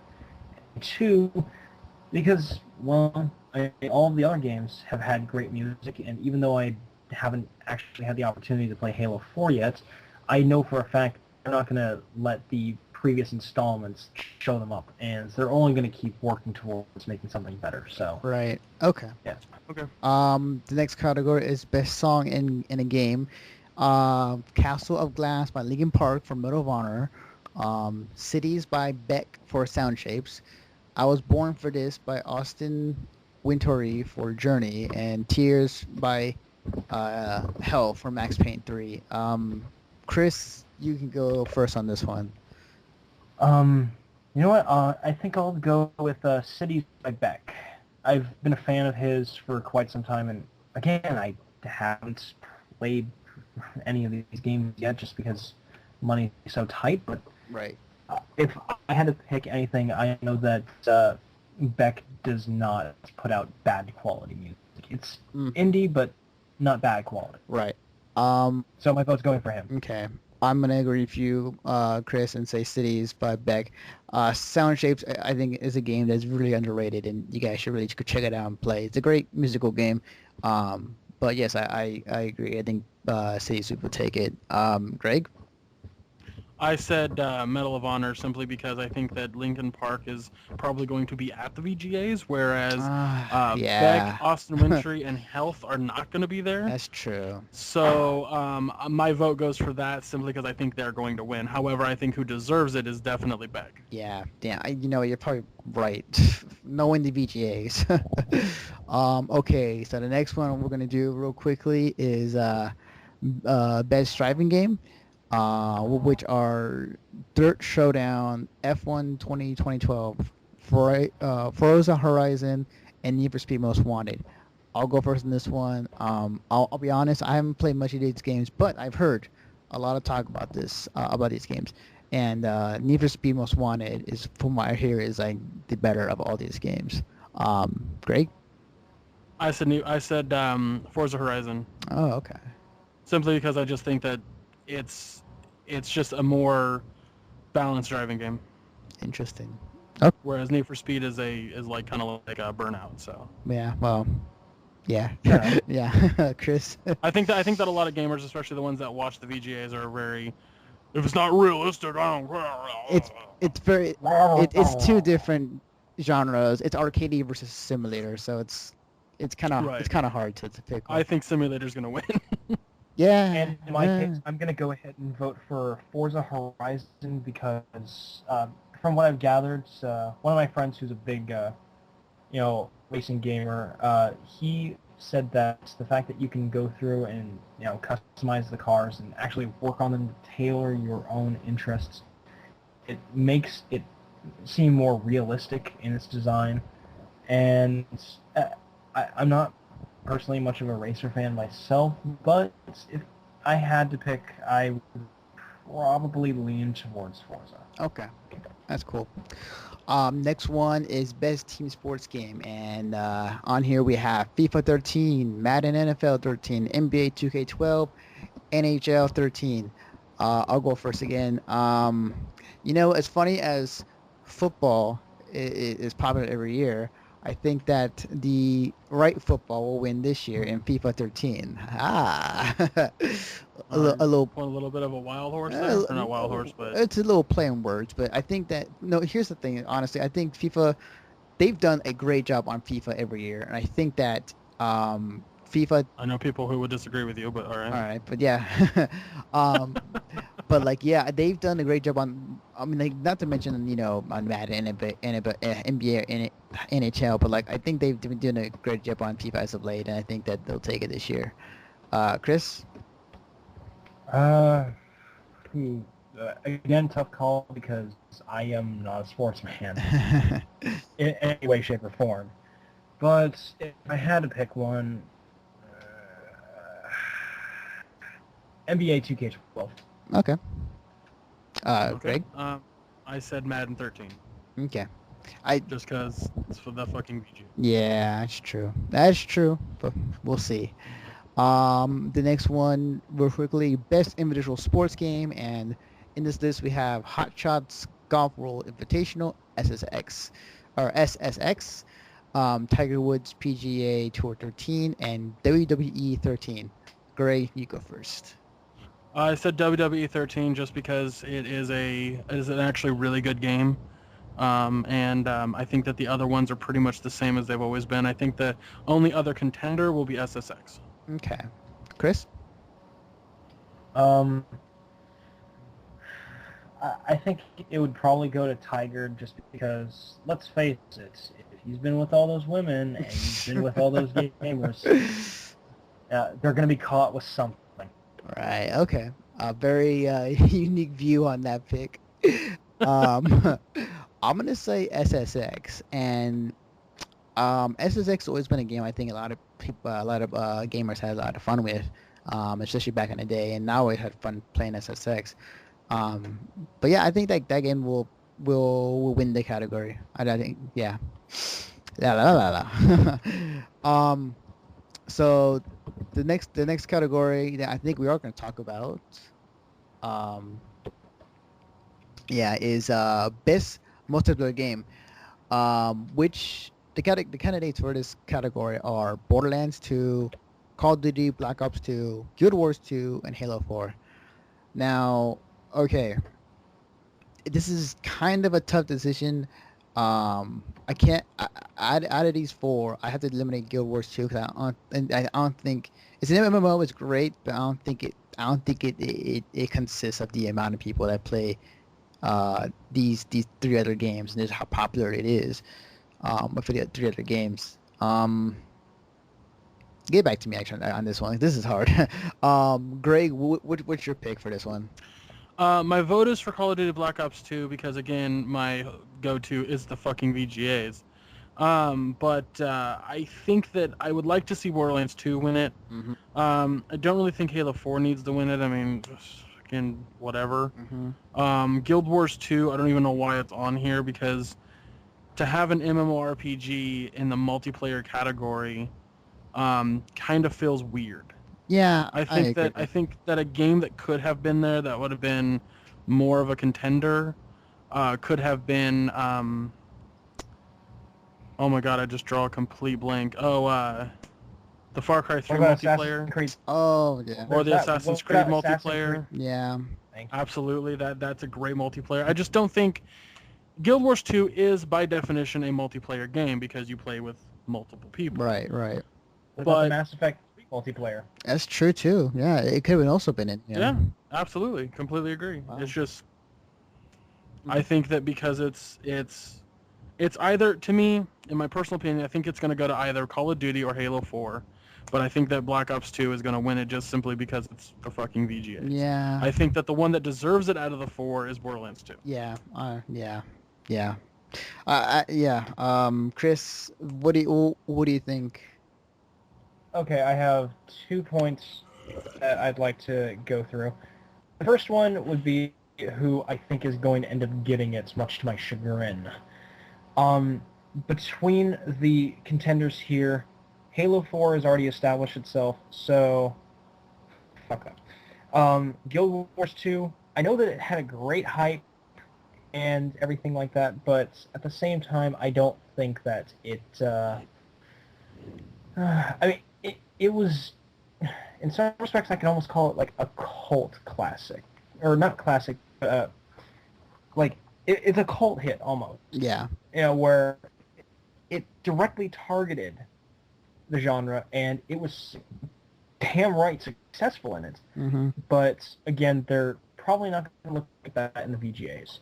So when it comes down to it, the only 2 choices are Borderlands 2 and Call of Duty Black Ops 2. And of them, I hate to say it, but Borderlands 2, by comparison to the first, it actually felt a little flat. Not by much, but it didn't have the same spark to it that the first. I could version. not disagree more with you. I don't know. When I went through and I played a little bit of it, and it just. It was don't get me wrong. I think that it was still a lot of fun, but it just. Well, yeah, no, I'm not saying I don't think you think it's a lot of fun. What I'm going to get at, or at least defend it in its certain category, is that I had literally 8 different friends playing that game with me at different times. Can I make one last statement, if you don't mind my interjection? Comparing the 2, I think Borderlands 1 was 9.5 and Borderlands 2 was an 8.75. Ooh. Well, that's how I have it. The reason I Well, the reason I disagree with you is because I think that the vistas and the length of the campaign is actually longer and more fun to play than the first one.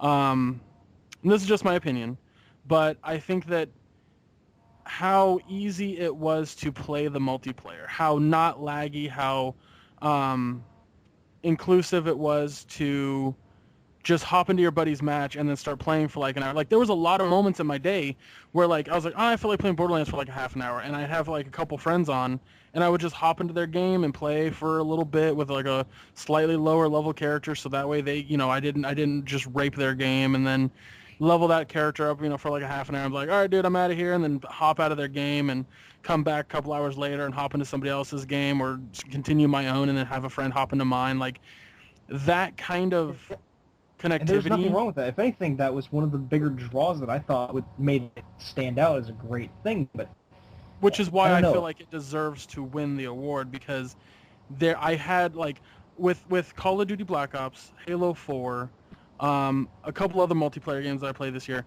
I've had so much connectivity problems, so much lag issue, whereas I never had that with Borderlands 2, no matter who I played with.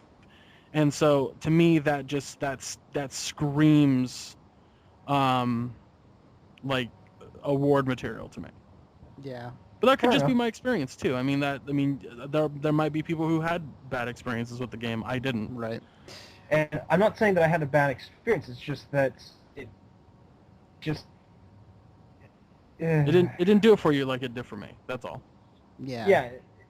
You know what? That's I fine. think that's actually the most succinct way to explain it. Like, I still think that it was great, but at the same time, just not as great as it could have been. Right. Not that there was much they really could have improved on, because the game itself is very solid. Yes. But I think the only thing that I will complain about with the game, the thing that bothers me the most, is that they built the game in such a way that it has a direct storyline. Yes, there are tons of side missions that you can do here and there, but for the most part, it has a direct storyline. My issue is if you complete every single mission in one playthrough, the highest level that you will get is like 34. Right. So you have to do a second playthrough on the harder difficulty just to get your character to level 100.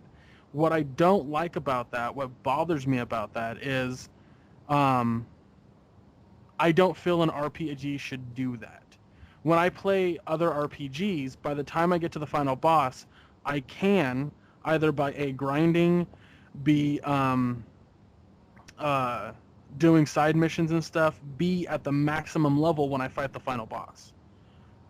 Yeah. And to me, that just wasn't. That's not how an RPG should be. But then again, it's not a traditional RPG, so I kind of forgave it a little bit. Mm-hmm. Okay. But I didn't actually get the finish. Oh, all right. Go ahead. Sorry. Like I said, I had 2 points, and that was almost all of one.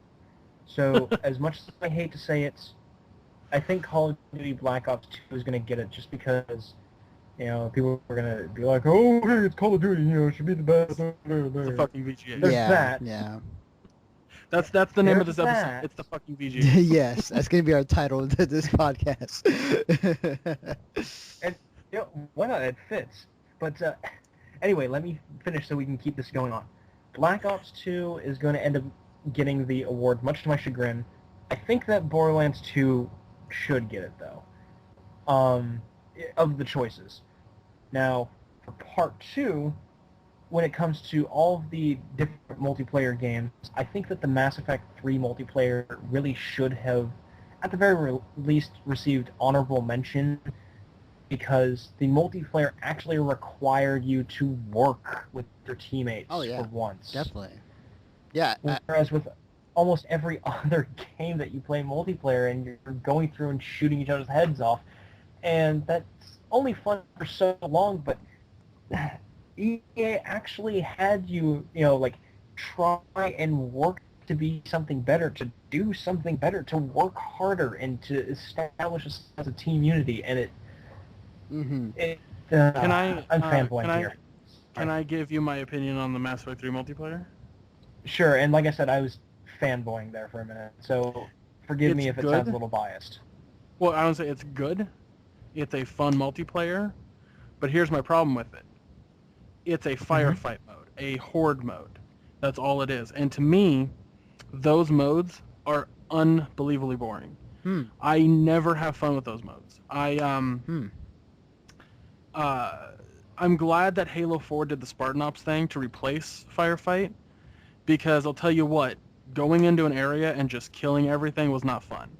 When towards the end of Mass Effect 3's, like when they started coming out with more DLC for it and whatnot, the free, which was great, free DLC was amazing, and they started adding objectives, that did add some spark to the multiplayer for me. But after a while, when I kept doing the same ones over and over and over and over, it got dull super fast. Now, that's just me. That's just how I feel. I have a friend who was like, I'd still play the multiplayer now if everyone was still on it. Right. Like, he loved it to death. But me, it's like I've played enemy wave modes so much that I just don't have that much fun with them nowadays. Okay. Fair enough. Hey, maybe you should tell him to send me a request. I'm looking to play some multiplayer. I will. I'll tell him that. With that said, what you guys point out, and I finally came to the conclusion I was going to pick. First off, Call of Duty Black Ops 2, that's going to win the award because it's the fucking VGA'S, as the podcast title as it is.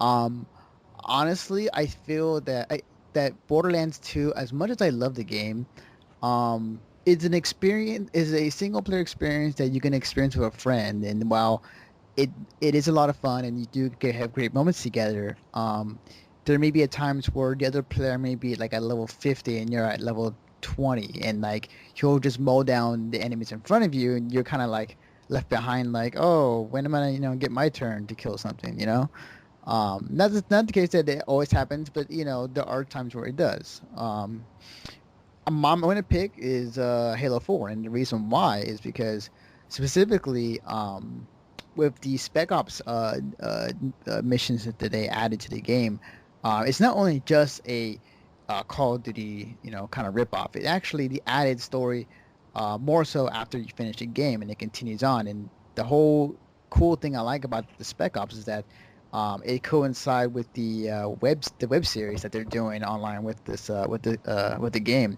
And so whatever outcome that you do in a Spec Ops mission, will be affected in the next episode of whatever you're doing on YouTube or. Right, and I think the difference between Call of Duty and Halo 4 is that everything in Halo 4 is multiplayer. Mm-hmm.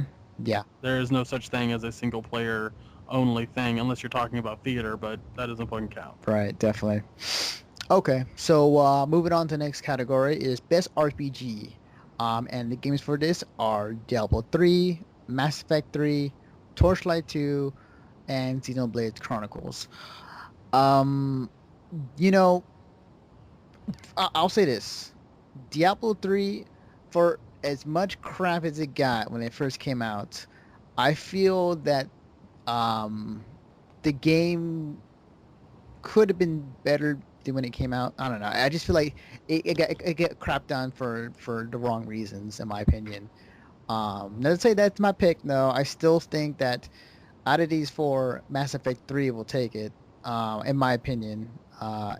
Regardless, I don't give a fuck what you guys say about the fucking ending. Regardless of the ending, I think the Mass Effect 3 I loved the ending. is still a great game. Same here. Yeah, and I know we bitch about this. Unless you're talking about to our listeners. Yeah, I'm talking to listeners. But like. Yeah, fuck you, listener.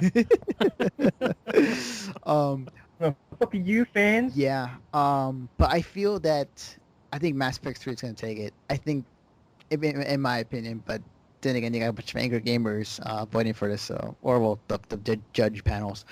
Greg, what do you think? Mass Effect 3.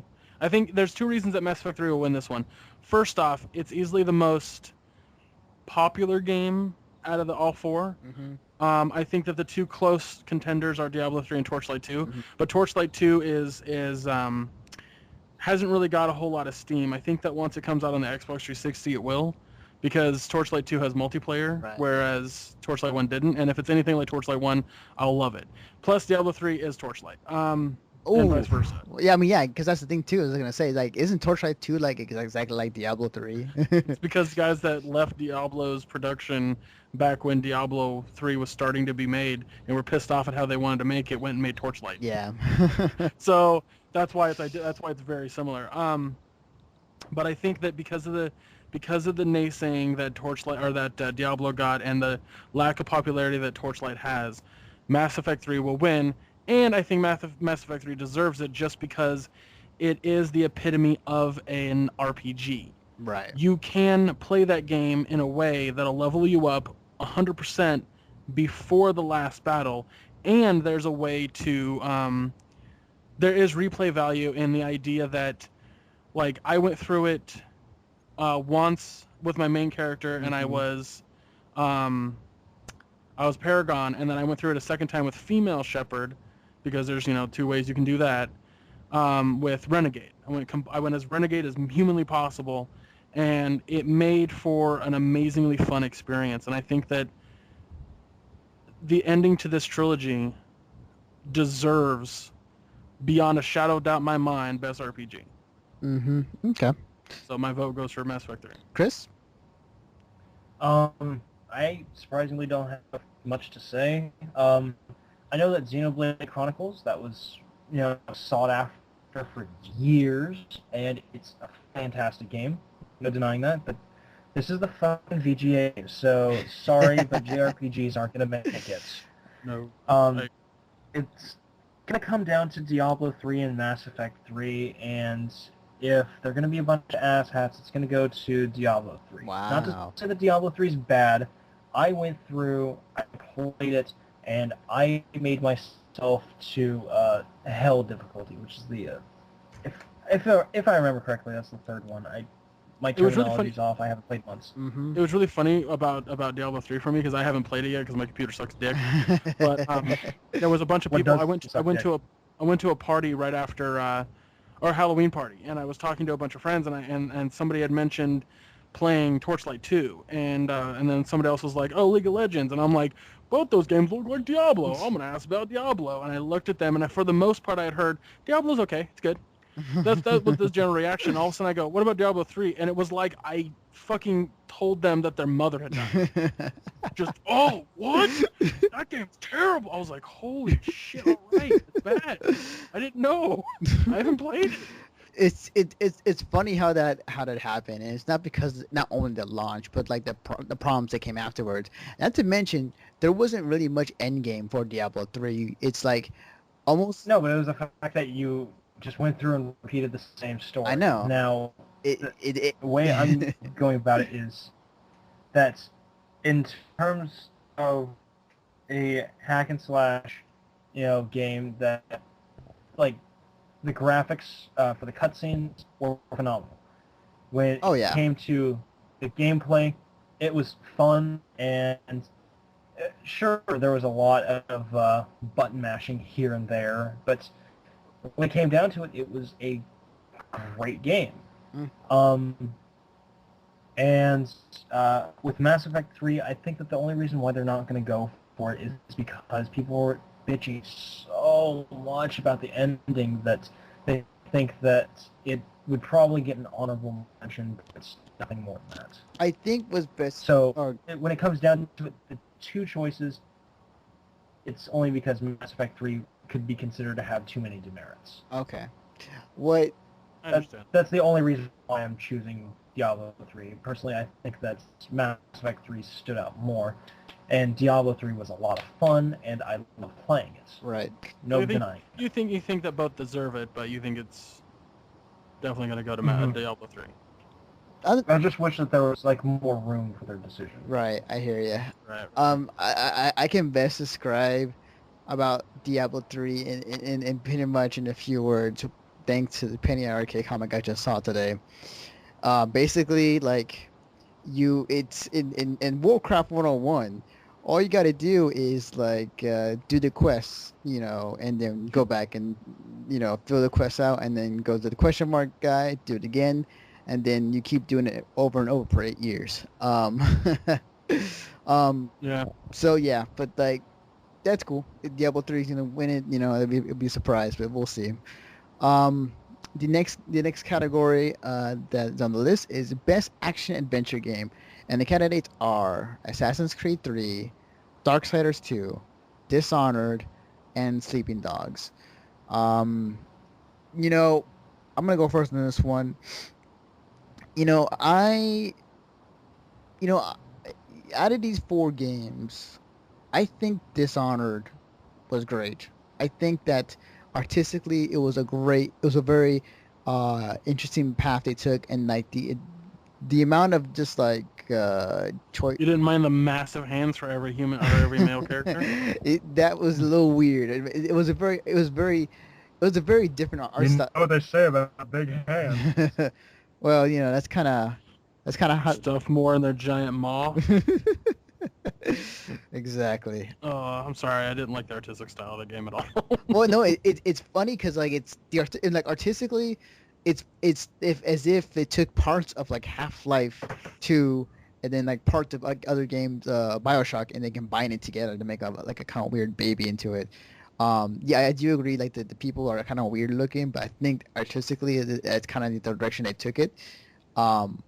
But I think that Dishonored was a great game overall, and it gave you a lot of choices and a lot of freedom, and ending the game to kind of do what you want, as far as like how you can get from one point to another. Greg? I think that out of those 3, the 2 that I think they will fight over or will be close between the 2 is Assassin's Creed 3 and Darksiders 2. Now, I didn't play Darksiders 2, and I haven't played Sleeping Dogs, but I did play the other 2. Mm-hmm. And I watched footage of Sleeping Dogs, but Darksiders 2 was like... Darksiders 1 was, hey, do you like Zelda? Hey, do you like crazy apocalyptic ideas of worlds and crazy creatures? Mm-hmm. Then you will love Darksiders. Hey, and then people went... What's that? Oh, no, I said, hey, do you like God of War? Yeah. Like, Yeah. well, why don't you just go ahead and play War? Right. And then when Darksiders 2 came out, people went... That's well. When Darksiders 2 came out, everything that I'd heard about it was it's more like Zelda than the first game. It's more exploration and more figuring out where you got to go, meeting a crazy cast of characters, except you play as Death. And I was like, oh, that's cool. It's not for me. I mean, I didn't like Darksiders 1 that much, so I don't think I'll like Darksiders 2 that much. So I didn't really... It was a blip on my radar, and that was it. But I think that because Assassin's Creed 3 is kind of like on a lot of these things, I don't think it's going to win that one. I think this award is going to go to Darksiders 2. Now that just could be, it could be me just going, oh, well, what's going to win because I say so, and I'm talking out my ass. But I think that when it comes to action adventure, Darksiders 2 kind of embodies that, whereas Dishonored's more like first-person stealth. Sleeping Dogs is a GTA clone, and Assassin's Creed 3 is the only other action adventure game on this list. Right. Okay. Kris? All right. Well, my choices are quite in line with what Gregg mentioned before, where the only two real choices are Darksiders 2 and Assassin's Creed 3. From what I've gathered, Darksiders 2 actually did not sell that well in its first run, and, well, I still have some advertisement stuff from Darksiders 2 that I am planning on giving away, but that's a story for another time. When it comes down to it, Darksiders 2, as Gregg mentioned before, embodies the ideas of an action-adventure game.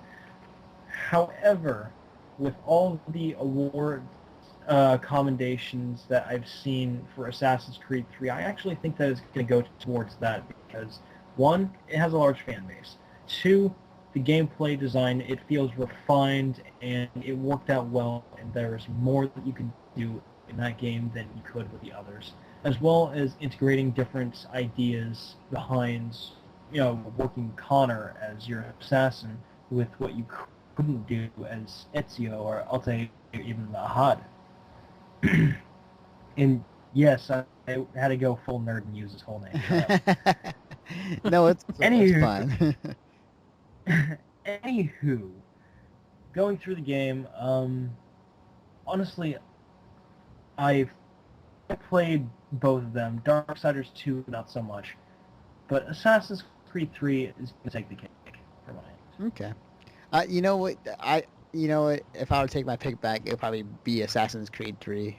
Who did you originally give it to? Because I didn't write your name down. I give it to Dishonored, but if I had to go back and that's right. Okay, yeah, that's right. But no, it's cool. I'll still pick Dishonored, but if I had to go back and change it, it probably would be Assassin's Creed 3. Now that I think about it, so like if you had to do a revision. But... yeah.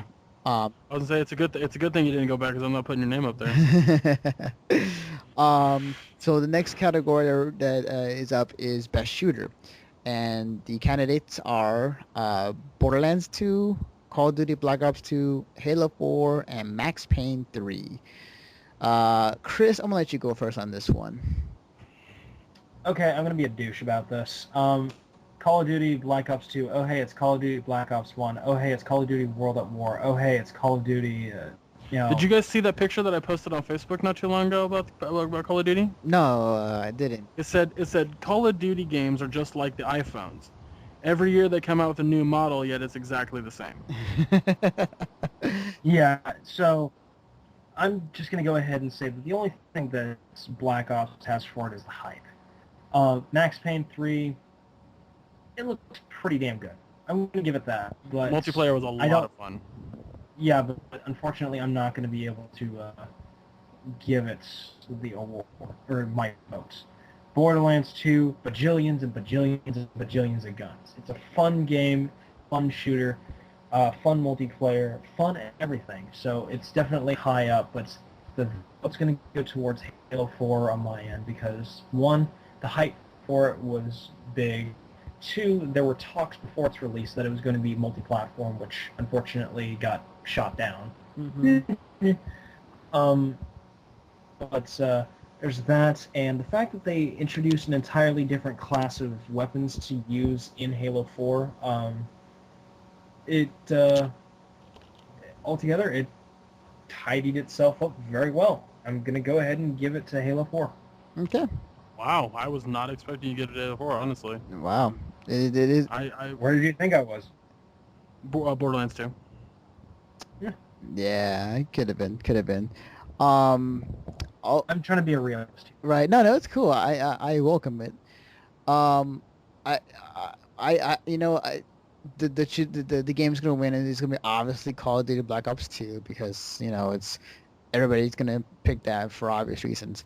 But personally, I would love to see Borderlands 2 win it because Are you giving your vote to Borderlands 2 or Black Ops 2?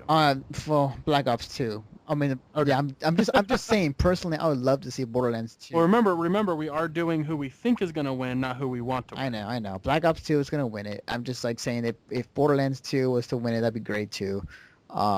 It's just a game. Borderlands 2 was just a Keep in mind, there's a very good chance that Halo 4 could win it simply because if you look at the reviews of all those websites, both Halo 4 and Call of Duty Black Ops 2 got really high scores. So did Borderlands 2, and then Max Payne kind of got under everything else, but yeah. not terrible scores. Right. I hear you. Even when I said Halo 4 had the best multiplayer, I think that as far as a best overall shooter, I think Borderlands 2 nailed it greatly. It was just the story was so good, the voice acting was superb. I think that overall the game of Borderlands 2 was a great experience and a great time. But obviously I think Call of Duty is going to win that category. Yeah. So Greg? Oh, Call of Duty. Okay. Because it's the fucking VGA'S. Honestly, all four shooters, I play to beat them all. I know them very well. Mm-hmm. The multiplayers are great. I mean, if you count Borderlands 2 as an all-over multiplayer. Mm-hmm.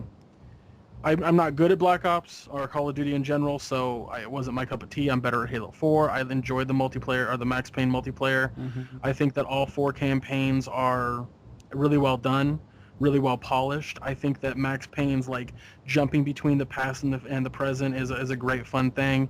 Call of Duty's jumping between the past and the future is a really good thing. Mm-hmm. Borderlands 2's long epic storyline that you can play over and over with different friends and still have a good time is amazing. I mean, I got a lot of hours out of that game. And then the Halo 4 multiplayer, Halo's my multiplayer game, and that's what I like to, that's what I enjoy. And you were absolutely right, Chris, with the 27 different guns that are in that game. It makes for a very fun game. They actually did something to make it different. Yeah, they changed the sounds of the guns, which sound different, which is magnificent. Mm-hmm. The visual effects are fantastic. Adding in all of those Promethean weapons is wonderful. Changing some of the Covenant weapons to be slightly different was wonderful. So I agree. I think that all four games are amazing. However, it's the fucking VGA, so Black Ops. Yeah. Okay, so quickly we're going to go over these next few. Best PC game, and the candidates are hang on. Okay, so Diablo 3, Guild Wars 2, Torchlight 2, and XCOM Enemy Unknown. I think XCOM's gonna win that one. I know your friend John from Artistic Alliance is loving that game right now, and that game is awesome. But yeah, I'm going with XCOM. Greg? Same, XCOM. I think that because it's a PC game and you can basically play it like a real-time strategy, it makes for a very fun game. However, I think that on console it's not that great. Yeah, and you get to name your characters too. Yeah. Yeah. So mine goes to XCOM as well. Okay, Chris. Guild Wars 2. Oh, okay. Oh, wow. Okay, cool. No wiggle room. Okay.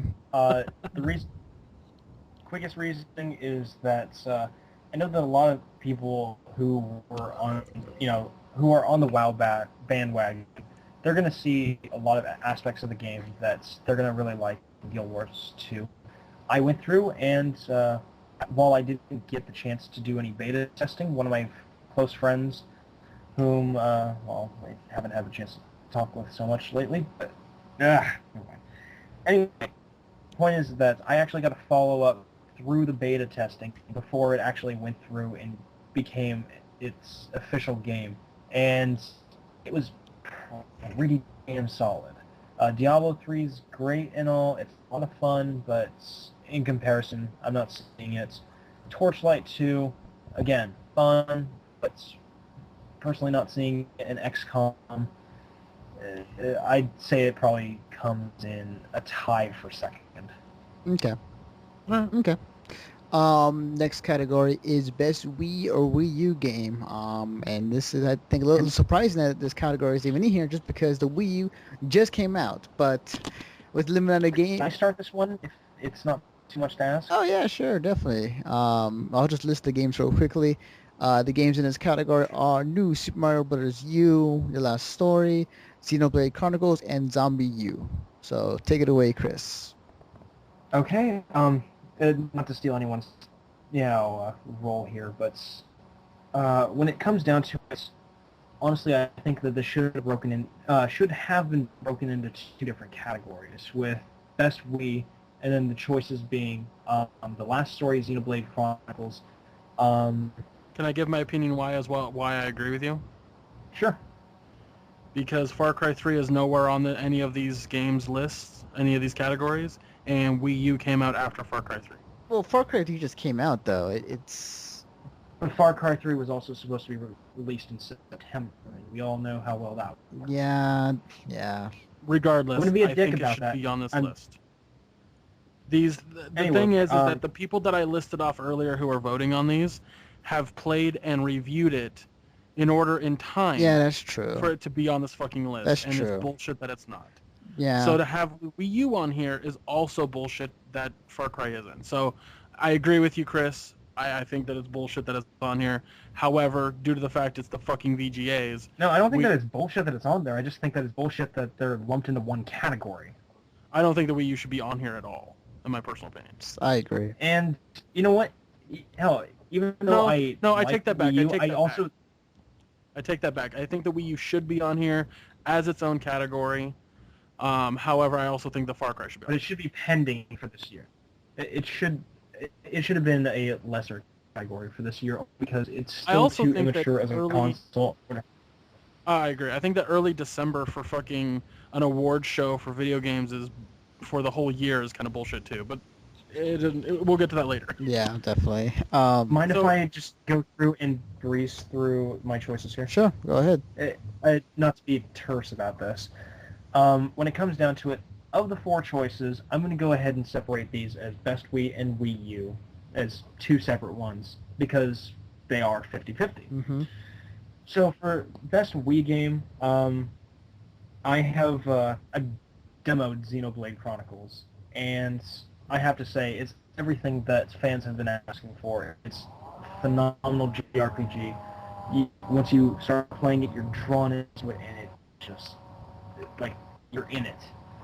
Whereas with Last Story, which I have a copy of, and I got to play it for quite some time on my Wii, and now with my Wii U, I want to go through and replay the segments that I've covered, which is maybe about a third of the game.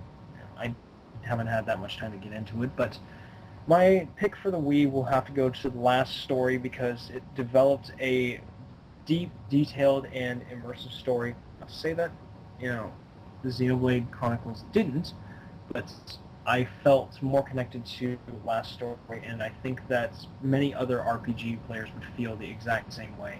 And even before the game was released, the way that they had their advertisement set up, the videos that they had for it, it made you want to get it. So they would probably pick that if it was separated into two categories, and I can't even think of two other decent Wii games to follow this up with, to be blunt with you.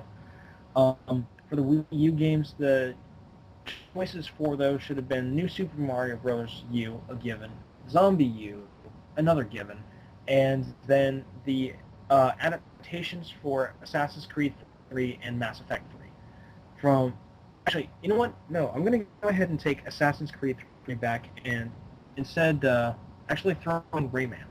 Oh yeah, I totally forgot that. Yeah, Rayman. Yeah, I can. Yeah. Reasoning, well, for the sake of the game that we are playing, where we are, who we think that's gonna win, and then I score it while I'm watching it. No, I'm still going through with that. Don't get me wrong. I'm just saying that if they had individual rosters for each right, I agree. I'm with you on the whole, it should be Best Wii game and then Best Wii U game. Should totally be that, but again, as the title of this podcast shows, It's the fucking VGA. Anyway, for the Wii U games, I think that Zombie U is probably going to end up getting this one. because from what I've seen through all the interactive chats that are available through the Wii U, it's definitely garnered more popularity as a game. And anyone who's played Assassin's Creed 3, they went through and beat the game even before the Wii U came out. Yeah. So Assassin's Creed 3 doesn't really stand much of a chance. So if it had its own individual roster, I think that it would even be up there.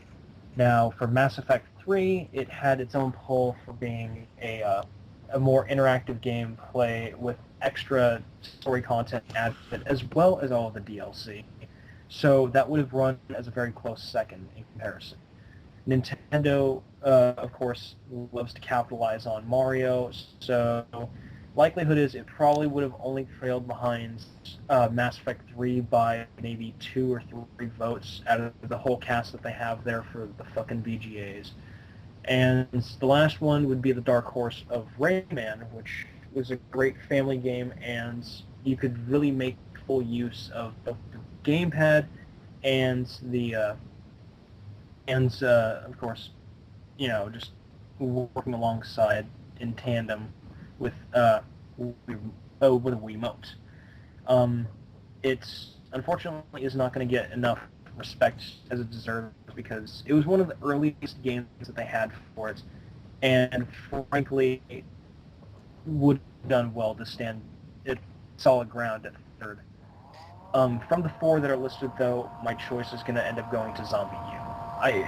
Sorry for going through and rambling, but I just felt like it was necessary to expand. No, It's fine. It just fine. means it means I don't have to ramble about a category I could give two shits about. Yeah, like it's fine, like because like you had more of a you have more experience playing the Wii U than either of us, really. So True. yeah, you have more of a. Yeah, because I'm the only one that gave a shit to buy a fucking Wii U. That's why. Well, I want to buy a Wii U, I just don't have money. it's that and the fact that it's all sold out. So, as And the fact that Shigeru Miyamoto is a goddamn Loch Ness monster trying to take my tree fitting. True. Yeah. No, honestly, if I had the money, I would have pre-ordered it like months ago. So. Mhm. Yeah. Gregg, I know you probably haven't played these games, but just a shot in the dark. Which one do you think will win? New Super Mario Brothers Wii U. Okay, and I'm gonna go with Zombie U on this one. And I'm just gonna point to Chris's arguments, and yeah, Zombie U.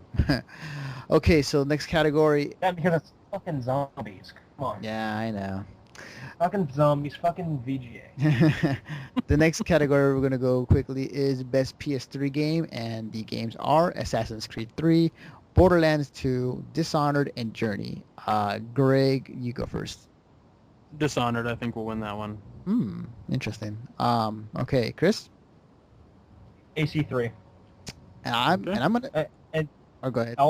the reason why I bring that up is because from what I've seen working in retail, Borderlands 2, we actually had collector's editions of the game available about a month and a half after the game came out. Mm-hmm. And we were trying to sell them for $30. Wow.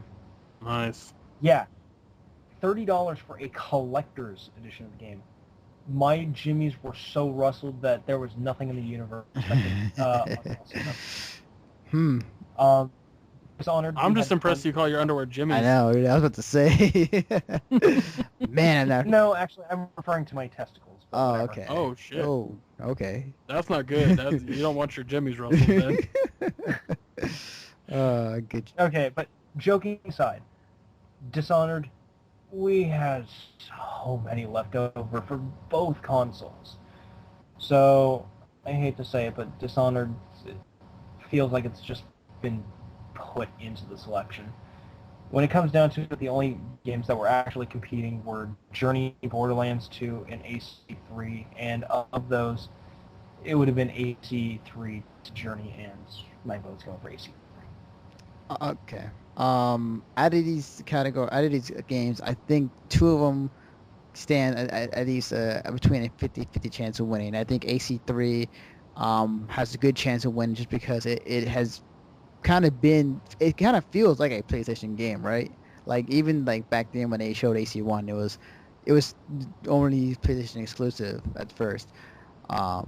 And at the same time, I still feel that the dark horse in this would be with Journey, because Journey is just I harp back to it. It's a great game. It's like you can't. It's like an experience that you can't really experience. You know, that you would in other games. But if I'm this is the VGAs, and then if I'm a betting man, I go with AC3 just because it feels more of a PlayStation game than it does anything else. So, All right. next category is best Xbox 360 game. Um, and the games are Assassin's Creed 3, Borderlands 2, Dishonored, and Halo 4. Greg, you go first. Halo 4 because it's the only exclusive title on this list. Oh, It's the only exclusive title on this list that made a fuck ton of money. That's a good point. Yeah. Halo 4. All right, Chris. Same thing, and literally for the same exact reasoning. No question. And I agree too. This is the equivalent of like I think it was last year's, or like it was Halo. It was like best game sponsored by Mountain Dew or some shit like that, and it was obviously Halo 3's award. So it's yeah, same thing. Halo 4. All right, so this is these last two categories. This is something we're gonna talk about a bit more. Studio of the year. So the studios of the year in this category are 343 Industries, Arcanine Studios, Arcane. Just Arcane. Arcane. My bad. Yeah, Arcanine Studios. Cool. So we have a big flaming dog. Exactly. That's fucking bitching when you think about it. You have a giant flaming dog just going through and kicking the shit out of everyone. How badass is that shit? That would be pretty badass indeed. Here's who Arcane worked on. Dishonored what they worked on. Okay. And then the other two are Gearbox Software and Telltale Games. Greg, what do you think? Like, cause like these are some like added. I think that Arcane Studios will not win it. I think they are fourth, simply because they made one game, and the previous game that they made did not do as well as the first title that came before But it. you can make the same argument with 343 Industries though, because like Halo 4 is their first game. I don't think 343i deserves it, but I think they will win because it's the fucking VGA's. Mm-hmm. I think who deserves it is between Gearbox and Telltale. Gearbox deserves it because I think that what they had done with Borderlands 2 and who they hired as their voice actors for certain characters was amazing. Who they hired to write the story was genius. Oh yeah, that was great too. Yeah. So I think that they deserve it, and I think that Telltale Games deserves it because they took a heavy franchise that people adore, both video game or both TV show and comic, and went, we're gonna make something that people will actually respect and enjoy. And they did it in such a way that I've never heard a fucking complaint about Walking Dead the video game. Not one complaint. Oh yeah, definitely. So I think that they both deserve it with how much work and effort and energy and love they put into those games. I think they both deserve it. I think 343i technically does for Halo, but they didn't do as great of a job, in my opinion, as hard of a job as Gearbox and Telltale. The other thing about Gearbox and Telltale, aside from Arcane and 343, about half the staff to make the games they make. Yeah, that's a good point.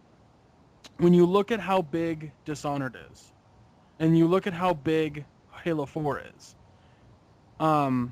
comparative to how big Borderlands 2 and Dishonored are, and you go, all four of these games are roughly the same size, in my opinion. They're all about the same depth and bigness and whatnot, but 2 had less people working on it than the other 2. You kind of go, well, I have respect for that smaller crew. I have a lot more respect for that smaller crew. Because they made amazing games that I love just as much as the other 2 with less people. And to me, that just exudes respect. That exudes what I want out of my video game company. Right. So that's why I feel that Gearbox or Telltale deserve it. However, 343i will win because it's the fucking VGA's. Okay. Chris? Greg, you said literally every freaking thing I wanted to say. Dude, that happens. You're That happens such a- frequently. See, That happens so frequently on the freaking awesome such a- podcast with reviews. see, Greg just put up the mind tinker on you, Chris. He was like, woo. Such a dick. Anyway,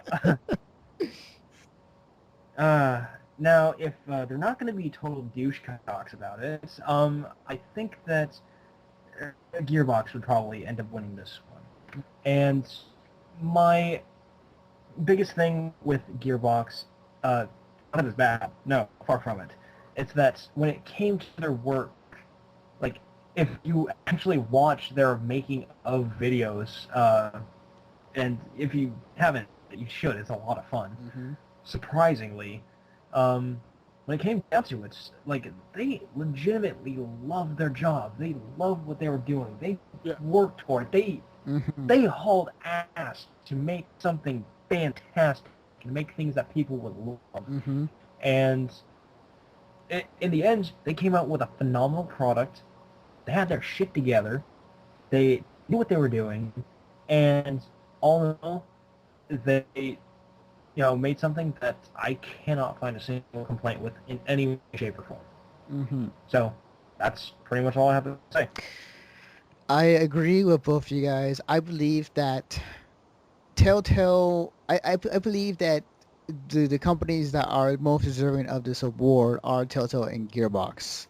I'll even throw a little bit to Arcane Studios as well. These guys did great jobs on their games. Borderlands 2 was a great hit. The Walking Dead video game series is just something you cannot recreate, or something that they did that they just they created something to where the choices you made in that game were just more. It felt more impactful than I think Mass Effect 3 to some degree. But I'm thinking about this. This is I had to pick, and it's funny you guys say this. I'm actually picking 343, and it's not because of the VGAs. No, I think that taking a franchise that we've been playing for so long in Halo, and then turning that to a new company, we didn't know what exactly was going to happen. We were all fearful that that Halo 4 is going to be trash. It's not going to live up to what Bungie standards. And 343 not only they excelled at, but it went beyond that and really exceeded in a game that not only was a single player and the graphics and everything about it great, but also succeeded in continuing a story through the Spec Ops and multiplayer, and really capturing what Halo was and what Halo is. So my pick's going to be 343 Industries for this one. Okay, I wrote your name. I typed your name in for 343. Chris, who did you say you were voting for? Gearbox. Okay, that's fine. Okay, I put that down correctly then. Okay. I just want to make sure I wasn't sure if you said 343, but you want Gearbox to win. Oh, like yeah, I said, yeah. But no, I put you down for Gearbox. Yeah. No, I said that which I hope that the VGAs aren't going to be complete total douchecocks about, then we'll go to Gearbox. I know that for a fact 343 and Gearbox are going to end up being in a close run, with second place being very close behind. When it comes down to it, it's going to come down to, if for lack of a better word, quality. And I think that when it comes down to it, Gearbox knows how to make a quality game. Mm-hmm. Not to say that 343 doesn't, but by comparison, they made more of a quality game for this time around. I agree. Yeah, I definitely agree on that one. So we're going to go on the last category tonight. The main enchilada, Game of the Year at the VGAs. And the games are Assassin's Creed 3, Dishonored, Journey, Mass Effect 3, and The Walking Dead. Now, first off, there have been some serious questions as far as like a few of these games in this list for Game of the Year. Namely, people were questioning why The Walking Dead was in this category. Along with, in my opinion, I think Yeah, I'm surprised that there are certain games not in the category. Yeah, like there are games that we feel that should be in this category. Um, Greg, like for instance, which game would you put in here, like replacing any of these others that would have been a better fit? I think Borderlands 2 should replace Dishonored. Mm-hmm. I think that everything else pretty much fits. Everything is fine. Mm-hmm. I don't think that Walking Dead is necessarily Game of the Year material. Right. It's a good I game, think it deserves, but it's yeah, I think it deserves awards, but I don't think it's Game of the Year material. Mm-hmm. I think that there are a couple other games that we talked about that definitely deserve, at least a nod for Game of the Year, and it's just really bizarre that it's in there. I'm actually looking through all of the nominees to find the one that I was thinking of earlier. Right. I mean, don't get me wrong. I'm happy that Halo 4 and Black Ops 2 are not there. I think that that's actually a really good, big breath of fresh air because it's showing that it's showing at least that the VGAs are evolving. Yeah. Are becoming their own thing. So But at the same time, don't you feel like they should be there anyways? Because they are good games. I mean, it's like an. And it is the fucking VGA. I know, but here's the thing. I like to coin it like it is like a fighting game. Like there are top tiers and there's low tiers and mid tiers. If you don't have like at least one or two top tiers in this discussion, and you can't say that they're not in there because they're just too good of a character. I'm kind of that'd be bullshit to say like, it's Game of the Year, but let's not put the best games of the year in that category. Yeah, right. Like that'd be retarded. yeah, like I feel that they should still include it because they are pretty good. I mean, I think Assassin's Creed 3, Journey, and Mass Effect 3 definitely deserve to be in there. What's really funny about Assassin's Creed 3 and Mass Effect 3 is they both have the stigma of bad ending. yeah, it's actually pretty funny. And there's nothing wrong with the Assassin's Creed 3 ending either. And I see the way that the only thing that I could see a legit complaint about the Assassin's Creed 3 ending is instead of it ending in a bang, it ends in a fizzle. It ends. There's a straight up ending. There's a logical, thoughtful ending to the game. It just instead of it going poo, it goes. Oh. Yeah. And to me, I don't know. It could have been more like. Now I think it could have just been more that people were expecting a money shot instead. Well, you got a money shot with Connor's ending. Yeah, no. I just like when you go through and you see the epilogue, it's just like you're trying to go for it again, but it's a little premature. Right. Yeah. I mean, like in my opinion, I think that it's older than it can be. like in my opinion, like I feel like the one other game in this list, I'm gonna look at the list as far as like in other categories. I feel that XCOM I think should be considered for Game of the Year in my opinion. I think XCOM is a really great game, and I feel that it's worthy at least of discussion of being in the top for Game of the Year. But yeah, it's just it's I don't know how exactly they pick and vote for these games for Game of the Year. There's like a council of like 200 people that decide on what games should be in there. So it's insane. Oh, okay. Damn. I swear to God, that must have been like World War III just in that room trying to decide which game belongs to Game of the Year. It's mostly over the internet and people don't even know who they are. So. Okay. It's just kind of like there was like 20 games and the 4 that got the top votes went in. Okay, gotcha. But still, it's weird. Yeah, I hear you. Okay. That's why I think that like there's 2 Wii games and 2 Wii U games because they were like, oh, what do we do? Right. Okay, so this is gonna be our last pick of the night. Kris, who do you think will win Game of the Year? It's a very tough call. When it comes down to it, my 2 picks are going to be between the 2 threes that are here, much to Gavin's demise. Mm-hmm. Or, not demise, but, to his chagrin. Or Chagrin. the fact that there's a 3, okay? Yeah. Think of how much that gets into Gabe Newell's, friggin' box there. Yeah. Anywho, even though Assassin's Creed 3 is technically like Assassin's Creed 6, but that, that's a Technically discussion for 5. later. Technically 5. Mm-hmm. Not 6. I was also including the PSP game, considering that's the Assassin's Creed 3 Liberation comes out Mm-hmm. after. I thought there was 2 handheld games before Liberation. There was one for the DS, but that was supposed to be like an addition to the first. Same with the PSP. Mm-hmm. Again, discussion for another time. When it comes down to it, Mass Effect 3, it stands very strong because it had a fantastic ending that ended with a sense of poetic justice.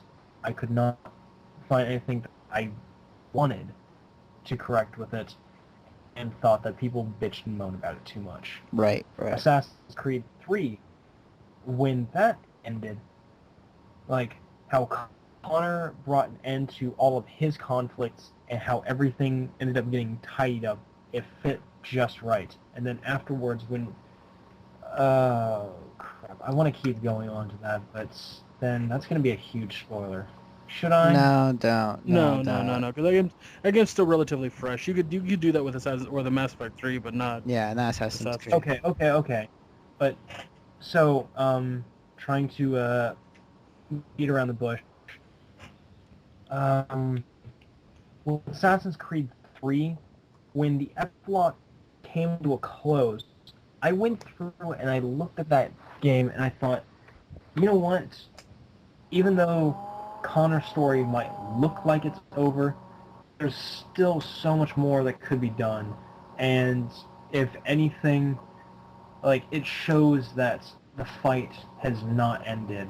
That's the, and even working off of the motif of fighting for liberation, freedom, and, respectable rights to be seen amongst all peoples, regardless of race, skin, creed, anything.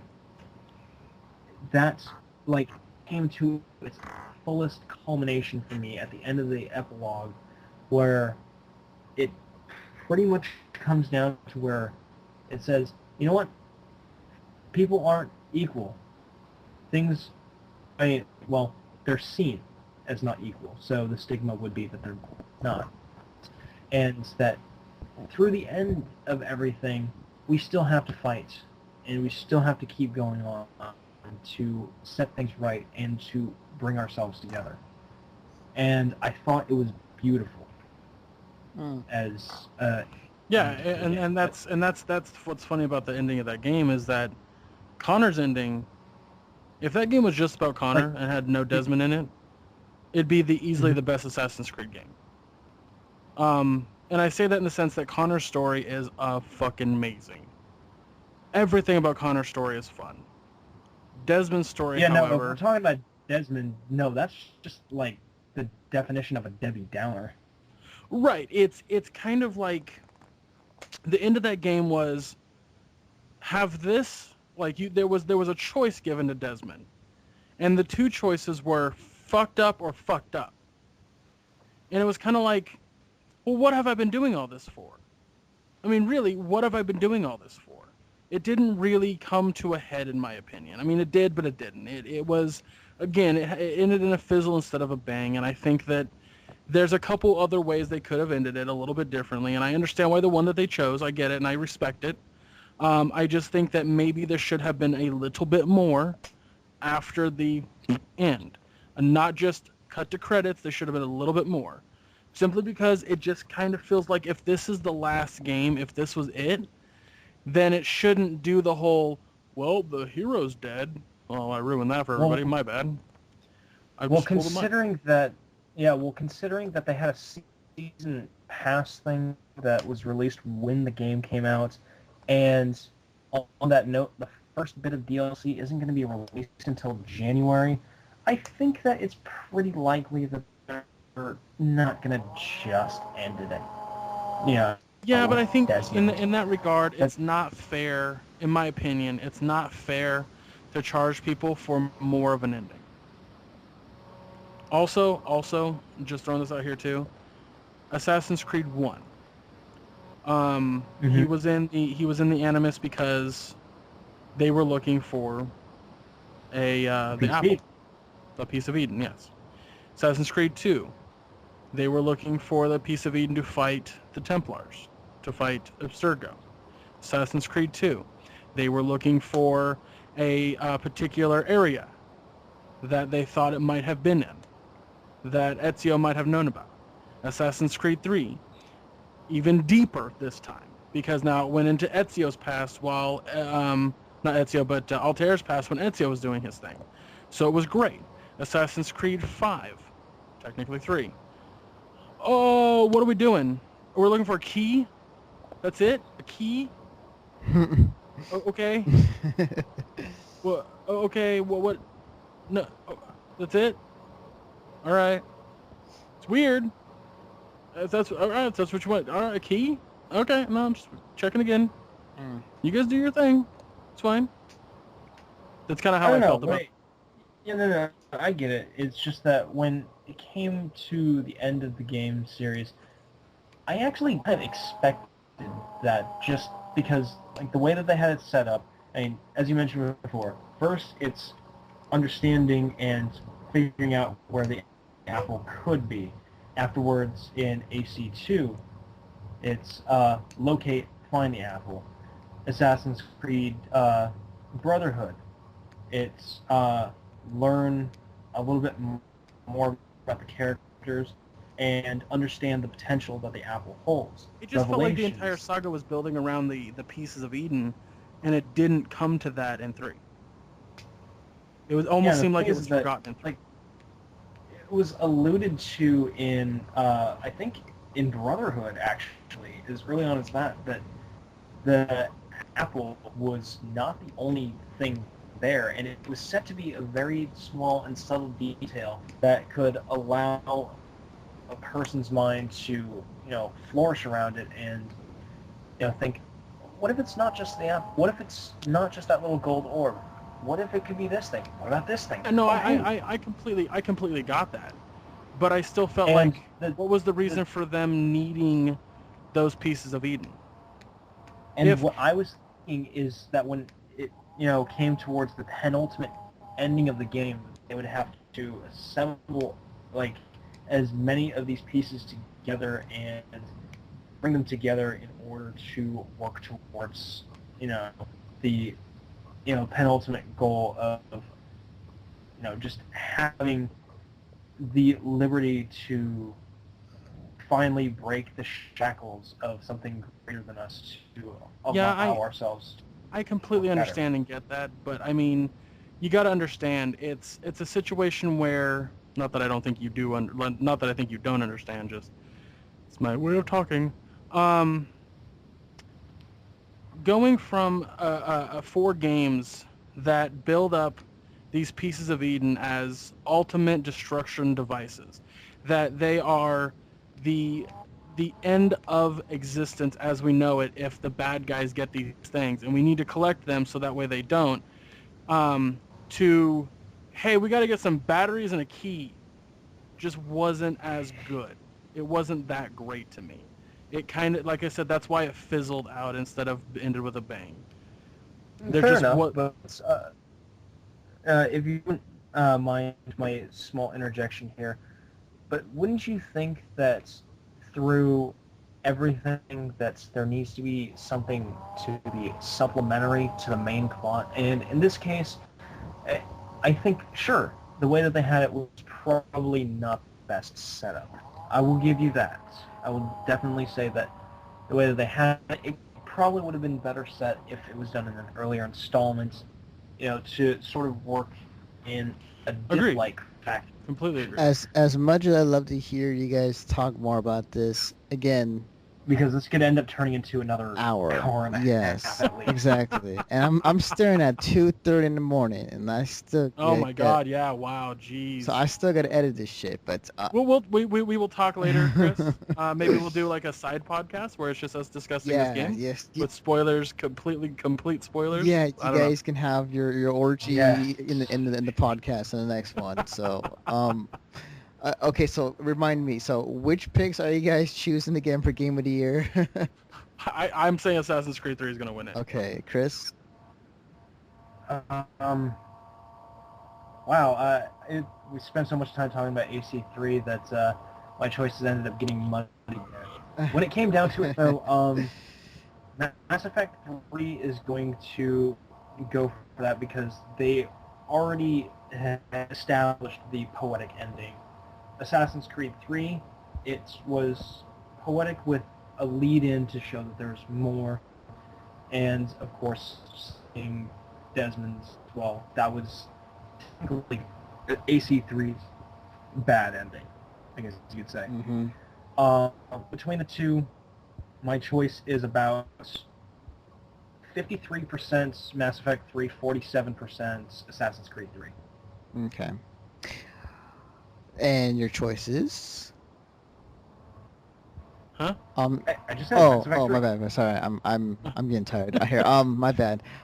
So I said between the two, Mass Effect 3 was 53%, Assassin's Creed 3 was the other 40%. Not only is this a long podcast, but this is also late in the fucking morning. yes.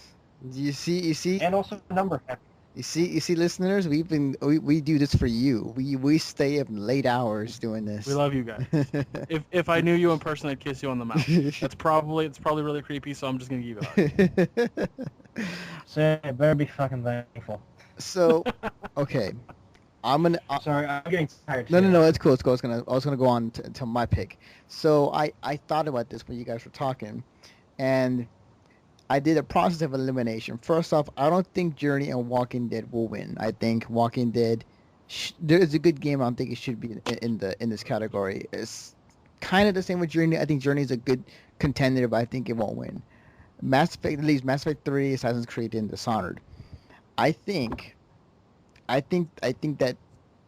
because of the kind of the people bitching about the endings on both occasions, on Mass Effect 3 and Assassin's Creed 3, I think will affect their voting, and I think it's the 3, man. It's the 3, exactly. No, I think that I don't want the 3.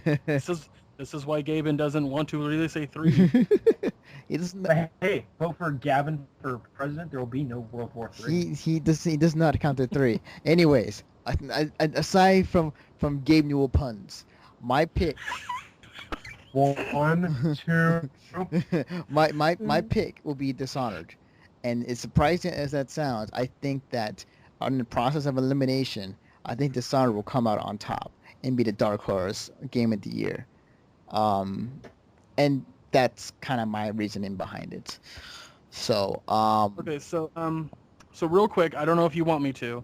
I can run through everyone's votes, including Mike's, who couldn't be here, but he gave me who he thought was gonna win. Right. If you'd like that, I can do that real quick. Just run through it real fast. Sure, go ahead. Okay. Best social Just game. saying the victors. Yeah, just who you guys are voting for. That's it. Okay. Okay. So best social game, me, Kris, and Mike are voting for Draw Something. Anthony is SimCity Social. Best downloadable game, Anthony and Mike are Journey. Me and Kris are Walking Dead. Best downloadable game, Anthony and I are Dawn Guard. Kris is Leviathan, and Mike is Necromancer. Best adapted video game, me, Kris, and Anthony are for Walking Dead. Mike is for Transformers Fall of Cybertron. Best performance by a human male, me, Kris, and Anthony are for Handsome Jack. Mike is for Nolan North as Captain Walker. Best performance by a human female, me and Anthony are Cortana. Kris and Mike are for Jennifer Hale as Commander Shepard. Best handheld / mobile game, Kris is for Gravity Rush, Mike is for Little Big Planet, and me and Anthony are for New Super Mario Bros. 2. Best fighting game, Anthony is for Persona 4, me, Mike, and Kris are for Street Fighter Cross Tekken. Best indie game, Mike and I are for Journey. Kris is for Mark of the Ninja, and I didn't write your name down, Anthony. Oh. This is why it's good to double check. Right. I chose Journey for that too. Okay, cool. Let me write that in real quick. All right. Best graphics are Mike and Kris are for Assassin's Creed 3. Anthony and I are for Halo 4. Best original score, Mike and I are for Call of Duty. Chris and Anthony are for Halo 4. Best song in a game, I am for Castle Glass by Linkin Park for Medal of Honor. Chris and Anthony are for Cities by Beck for Sound Shapes, and Mike is for I Was Born for This by Austin Wintory for Journey. Best driving game, Chris and I are for Forza Horizon. Mike and Anthony are for Need for Speed Most Wanted. Best team sports game, Anthony's for FIFA. Mike and I are for Madden. Chris is for NBA. Best individual sports game, Anthony's for SSX. Chris is for Tiger Woods. Mike and I are for WWE. Best multiplayer game, Mike is for Borderlands 2. Chris and I are for Black Ops 2. Anthony's for Halo 4. Best RPG, Chris is Diablo 3. Mike, Anthony, and I are for Mass Effect 3. Best action adventure game, Mike and Chris are Assassin's Creed 3. I'm Darksiders 2. Anthony is Dishonored. Best shooter, Anthony and I are Black Ops 2. Mike and Chris are Halo 4. Best PC game, Mike is Diablo 3. Chris is Guild Wars 2. Anthony and I are for XCOM. Best Wii/U game, bullshit category. I am for New Super Mario Brothers U. Mike, Anthony, and Chris versus Zombie U. Best PS3 game, Mike, Anthony, and Chris are for Assassin's Creed 3. I am for Dishonored. Best 360 game, all four of us are for Halo 4. Studio of the Year, Mike, Anthony, and I are for 343. Chris is for Gearbox. And for Game of the Year, I am Assassin's Creed, Anthony is Dishonored, and Mike and Chris are Mass Effect 3. Wow, so we got a very diverse predictions. If there is a tie at the end of this, I will be 100% surprised. That would be funny. Wasn't there a tie last time? Yeah, because there was an even number of categories where there's not this year. Oh, okay. Plus, there was a lot of like, well, that's clearly going to win. Okay. Whereas this year, it's a little different. Awesome. Well, thank you, Greg. Thank you, Chris, for staying up with me at this late at night. Oh, this is par for the course for me. Thank you, listeners, for listening to this podcast. If you're listening to this, you probably have a good idea as far as like what we think, and if we match up to actually what the predictions are going to be at the VGAs, that'd be great. Anyway, I will be. What I'm going to do is I'm going to score it, and then once I have the scores tallied and ready to go, I will put them on your guys' Facebook wall. Nice. Yeah, you know what? And funny enough, probably like, if anything, I'll be watching the VGAs and like tweeting the same time, because I know there's gonna be some ridiculous bullshit's gonna happen at the VGAs. I just know it. Well, the thing about the VGAs is they don't show every category during the show because they're gonna put up a bunch of crap. Oh no. It. I'm not talking about the category. It's talking about just like some like lame joke they're trying to put in or whatever, just trying to. Yeah. No. What I was gonna say I'm gonna do is for every category that they actually do fully announce, I will tweet who won that category. So I will tag you in whatever category it won. I'll just say like points for blah blah blah blah blah blah for this. Right. And just because it's fun. Yeah, definitely. So quickly, the VGAs are going to be airing on Spiketv, but I think you can also watch it on Game Trailers, if I'm not mistaken. Yes, you can. You can also watch it on Xbox Live Friday night at 8 o'clock. Oh, it'll be a rerun, but you can watch it then. Okay, that's cool. Greg, where can I find you on the internet? You can find me on Tumblr and Twitter under Chubrock Geek. You can find my blog, which I'm actually going to do a new one tomorrow.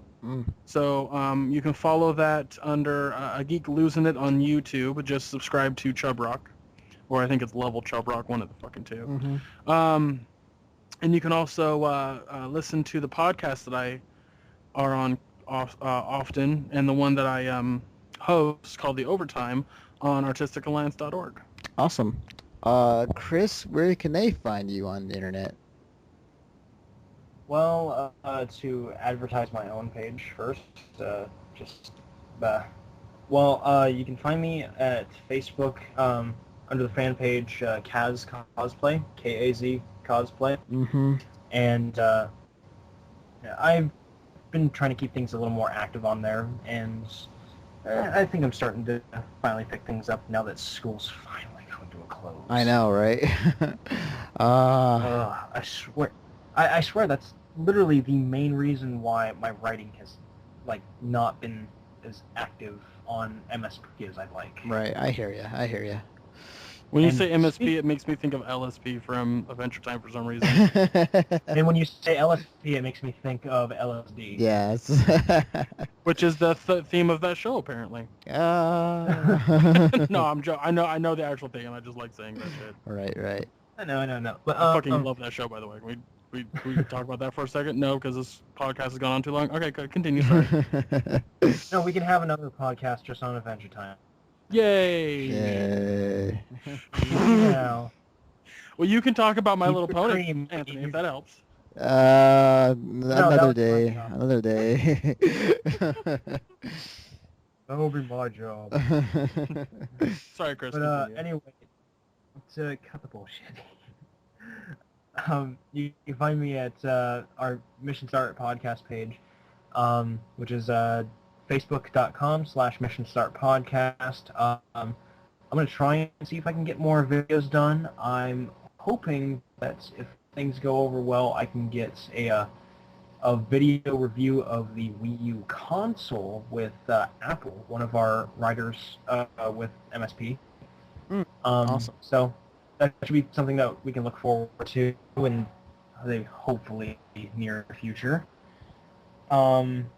There's that, and of course, wait, no, I already mentioned my Facebook page. So It's late, man. It's been a long day. It's a long podcast. I know. It's been a long Going night. on- Yeah. It's been going on almost 3 hours. Holy crap. Oh, man. But yeah, you can find me on Facebook at both the Mission Start podcast page and at Kaz Cosplay. Sweet. And Nice. that's just about it. Awesome. You can find me on Twitter at Defective Naruto, and you can follow my work as well as Chris's and this podcast on our website at missionstartpodcast.com. And while you're at it, check out the Conover podcast, as we recently talked to Apple about her time in the recent convention she went to. Yes, all our social media stuff is there on the page. Check out our reviews, previews, all that cool shit. But yes, you can find this podcast on the site. It'll be up by the time you're listening to this, which is Friday. Anyways, I'm done. I gotta edit this shit and get this uploaded. So It's going on 3 in the morning. Yeah. We're all tired. This is starting to turn into, fucking shit in the fuck shit stack. yeah, Can I sign us out with something? sure, go ahead. Fucking VGA! Yeah, that was so awesome. All right, we're out.